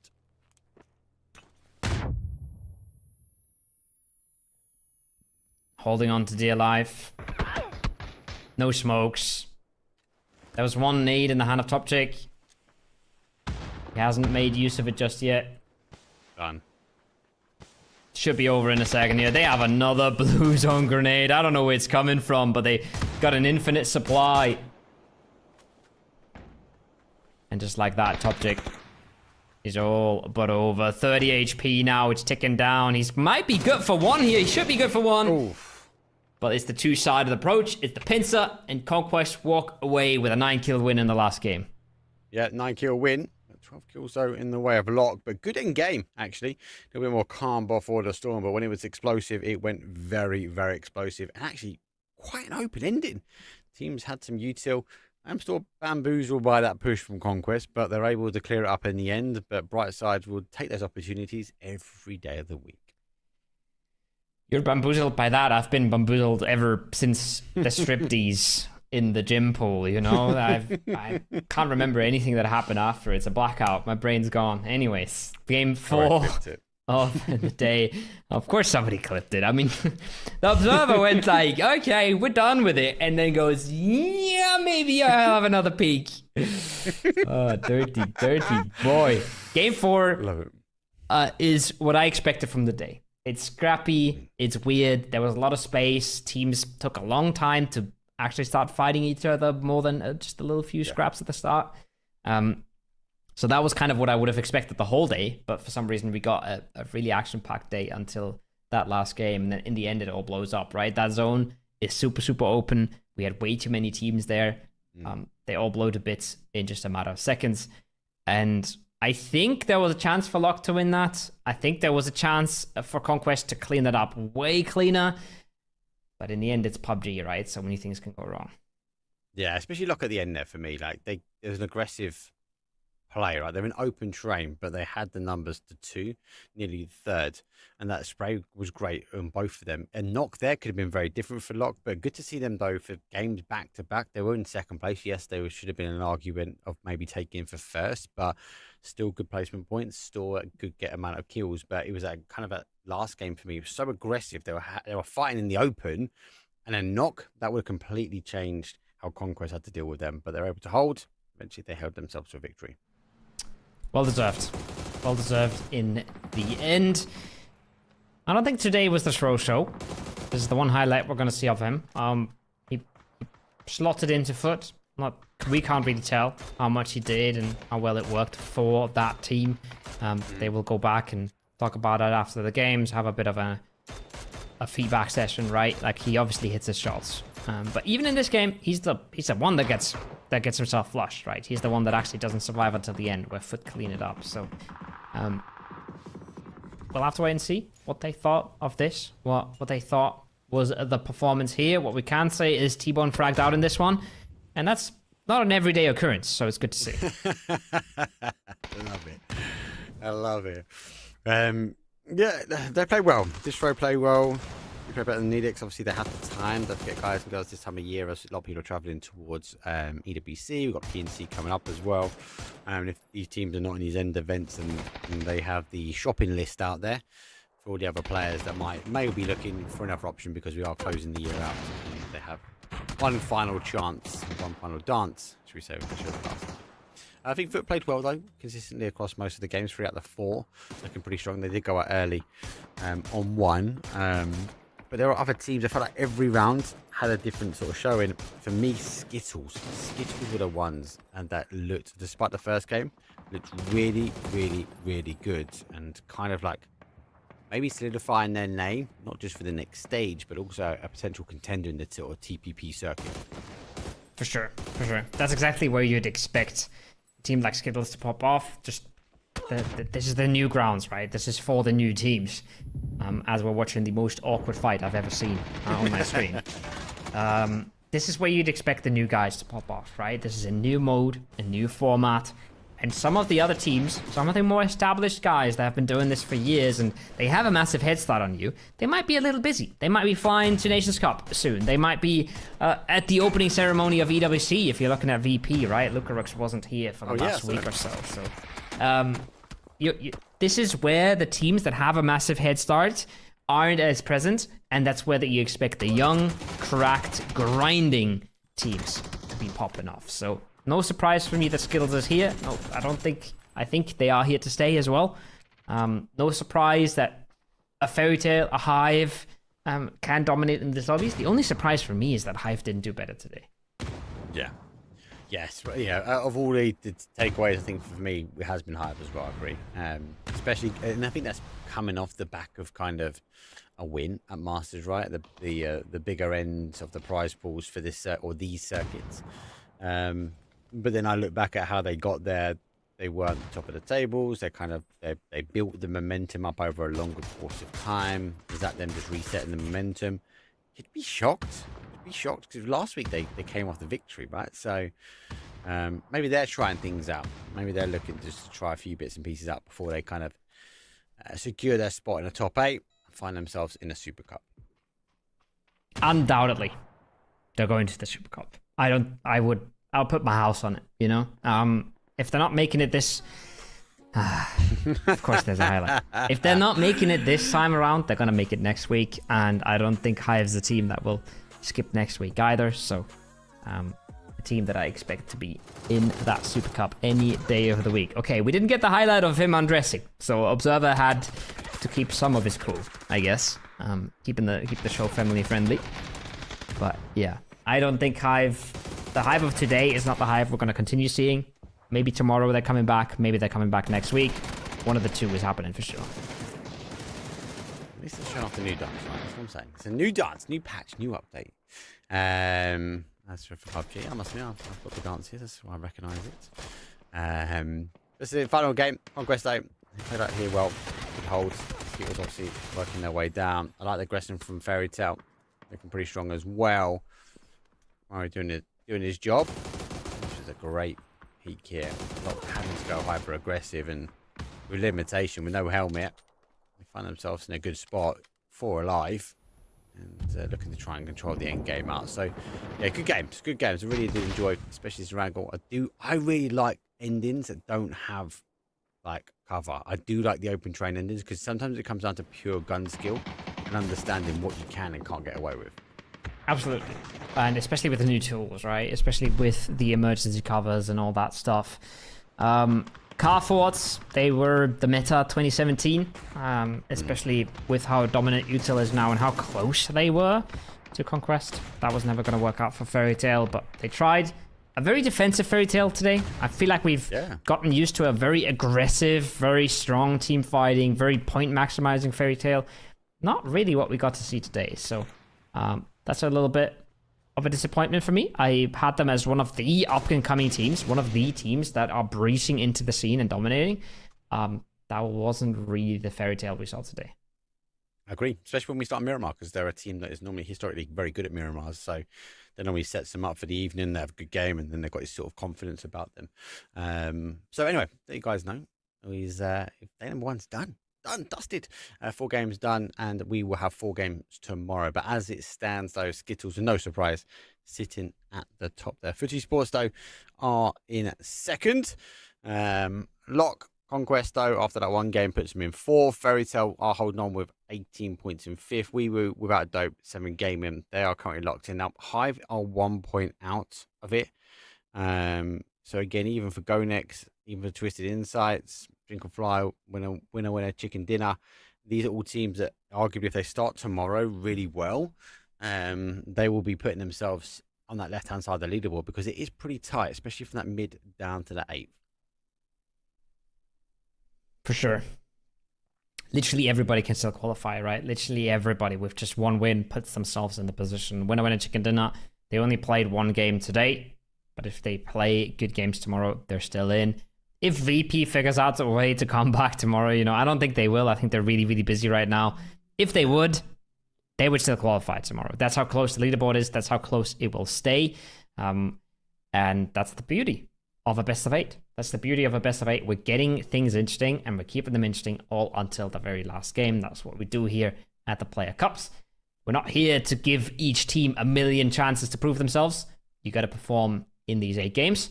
And if you do, you're going to make it to the Super Cup. As Kyle says, though, there is 8 games and we've done 4, so only 4 remain. We'll be back tomorrow, same time, same place, same teams, duking it out to see who will qualify through to the Super Cup. So make sure you pin your diary. We'll see everyone a little bit later on, though, on the North America circuit for the TPP. But for now, we'll see you guys a bit later.